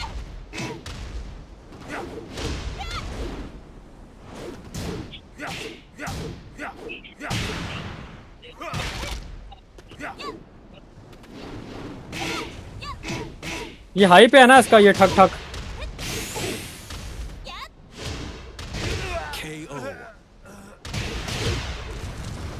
यार गुलफाम क्या है, ये क्यों नहीं आता यार डिस्कॉर्ड पे? मुझे गुस्सा आ रहा है इस पे। नहीं आ जाएगा, तू बुलाएगा तो आ जाएगा। मैंने कहा है इसको सलाम किया है फिर। वो अभी गेम में है भाई। नहीं वो पहले भी मैंने इसको पहले भी किया हुआ मैसेज, कहता तो मैं तुझे स्क्रीनशॉट दिखा देता हूँ। ये साला जवाब ही नहीं देता। मैं फिर जिस दिन मैं रुस गया इसके साथ, फिर ये कहता कि ये मुंह नहीं लगा रहा, ये नहीं कर रहा, वो नहीं कर रहा।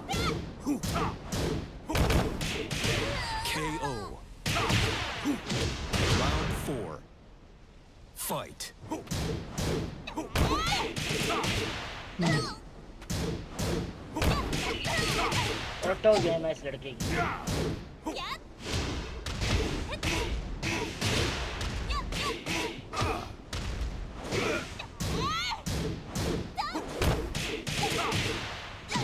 गुलफाम नीचे मार यार, सारा उसका पैटर्न मुझे याद हो गया है। चौले मारी जा रहा है गांडू। मुझे खुद हो गया।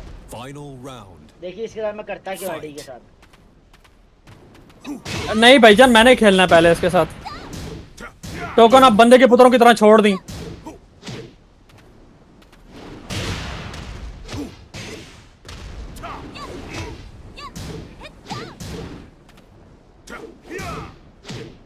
उठा लॉन्च है यार, गुलफाम लॉन्च है गांडू। ऊपर से ले भी चाहे हो आया। चौथ देगा ये इसको, नीचे मारेगा नहीं। शुक्र है, शुक्र है।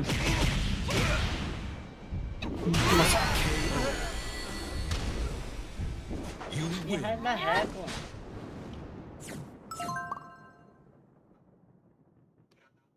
खेलूं या छोड़ दूं? छोड़ दे।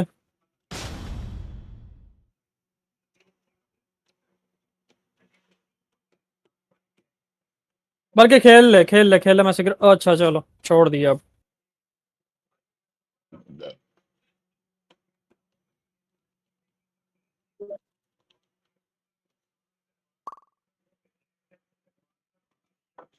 मैं ये खेल शुगल में लगा रहा था।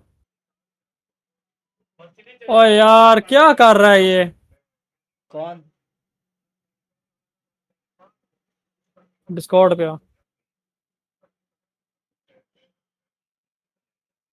आ गया डिस्कॉर्ड पे। पता नहीं, देखना पड़ेगा।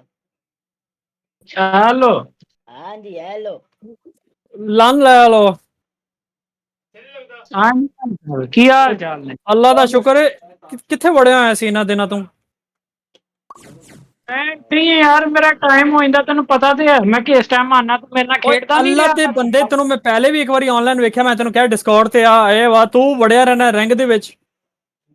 भाई अगला ब्याकू कर गया है। मैं ब्याकू कर गया ते की हुन कप फड़ावा इनू कि मैं जवाब ही ना दूं। कुछ समझ नहीं आया किसने क्या कहा। मिस्टर डार्क भोसड़ी वाला आ ना लगू और लगवा से मेरे कोलों। चलो यार एक मिनट दे लड़ी ना है मेरे नाल, मैं तो सिगरेट ला लां ते फिर मैं लड़ना था। पहन तू भी सिगरेट पे लग गया। ये तो कब का लगा हुआ है। अच्छा ये सारे टेकन और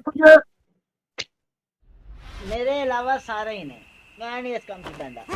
ये बकवास करता, मुझे सिर्फ 9-10 साल पीते हुए। ये सूटा लगा था किसी और चीज का। अस्तगफुरुल्लाह। Fight.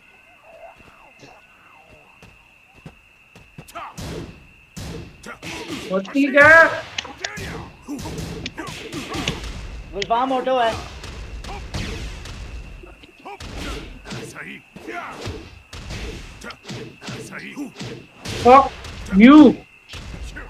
You too.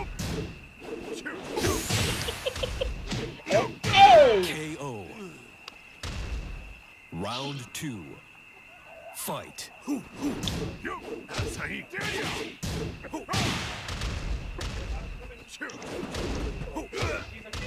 एक बात बता अगे नहीं इसकी स्वीप मार है जो है स्वीप है और ये नहीं है ये है फिरकी की बात कर रहा है। अच्छा हाँ सॉरी हेल्थ स्वीप सॉरी भूल गया था। अच्छा ये एक लाख के दूसरी पनिश नहीं होती, दूसरी आप भी कर 1-3 की पनिश है वो। 1-3 की भी नहीं होती भाई, वाइल्ड स्टैंडिंग 4 की पनिश नहीं है उस पे। करिए यानी उसको वही करो, पैरी करो, मतलब पहले आप लॉक करो तो ठीक है, अदरवाइज उसके ऊपर वाइल्ड स्टैंडिंग 4 की 11 फ्रेम पनिश भी नहीं है ना पनिश इसकी। यार ये गलत बात यार है। ये स्क्वाड कौन आया है? ये स्क्वाडिंग कौन आया है? उड़ा देते हैं जो भी है। सिग्नल ही नहीं।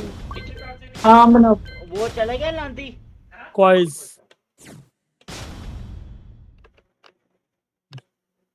युप चला गया यार की दो आपस में खेलते हैं, बैच बुंड मारो दूसरों की। ओके मैंने उसको बजाना था यार, मैं उस वक्त 3 जगह पे मसरूफ हो गया था इकट्ठा ही। अबे वो लीरॉय की बात कर रहा है, उसको आता ही नहीं है खेलना। पता है उसको नहीं आता, लेकिन मैं उस वक्त अच्छा खासा बिजी है, एक नहीं 4 तरफ से बिजी हुआ बराबर। तो क्या हारा है तू उससे?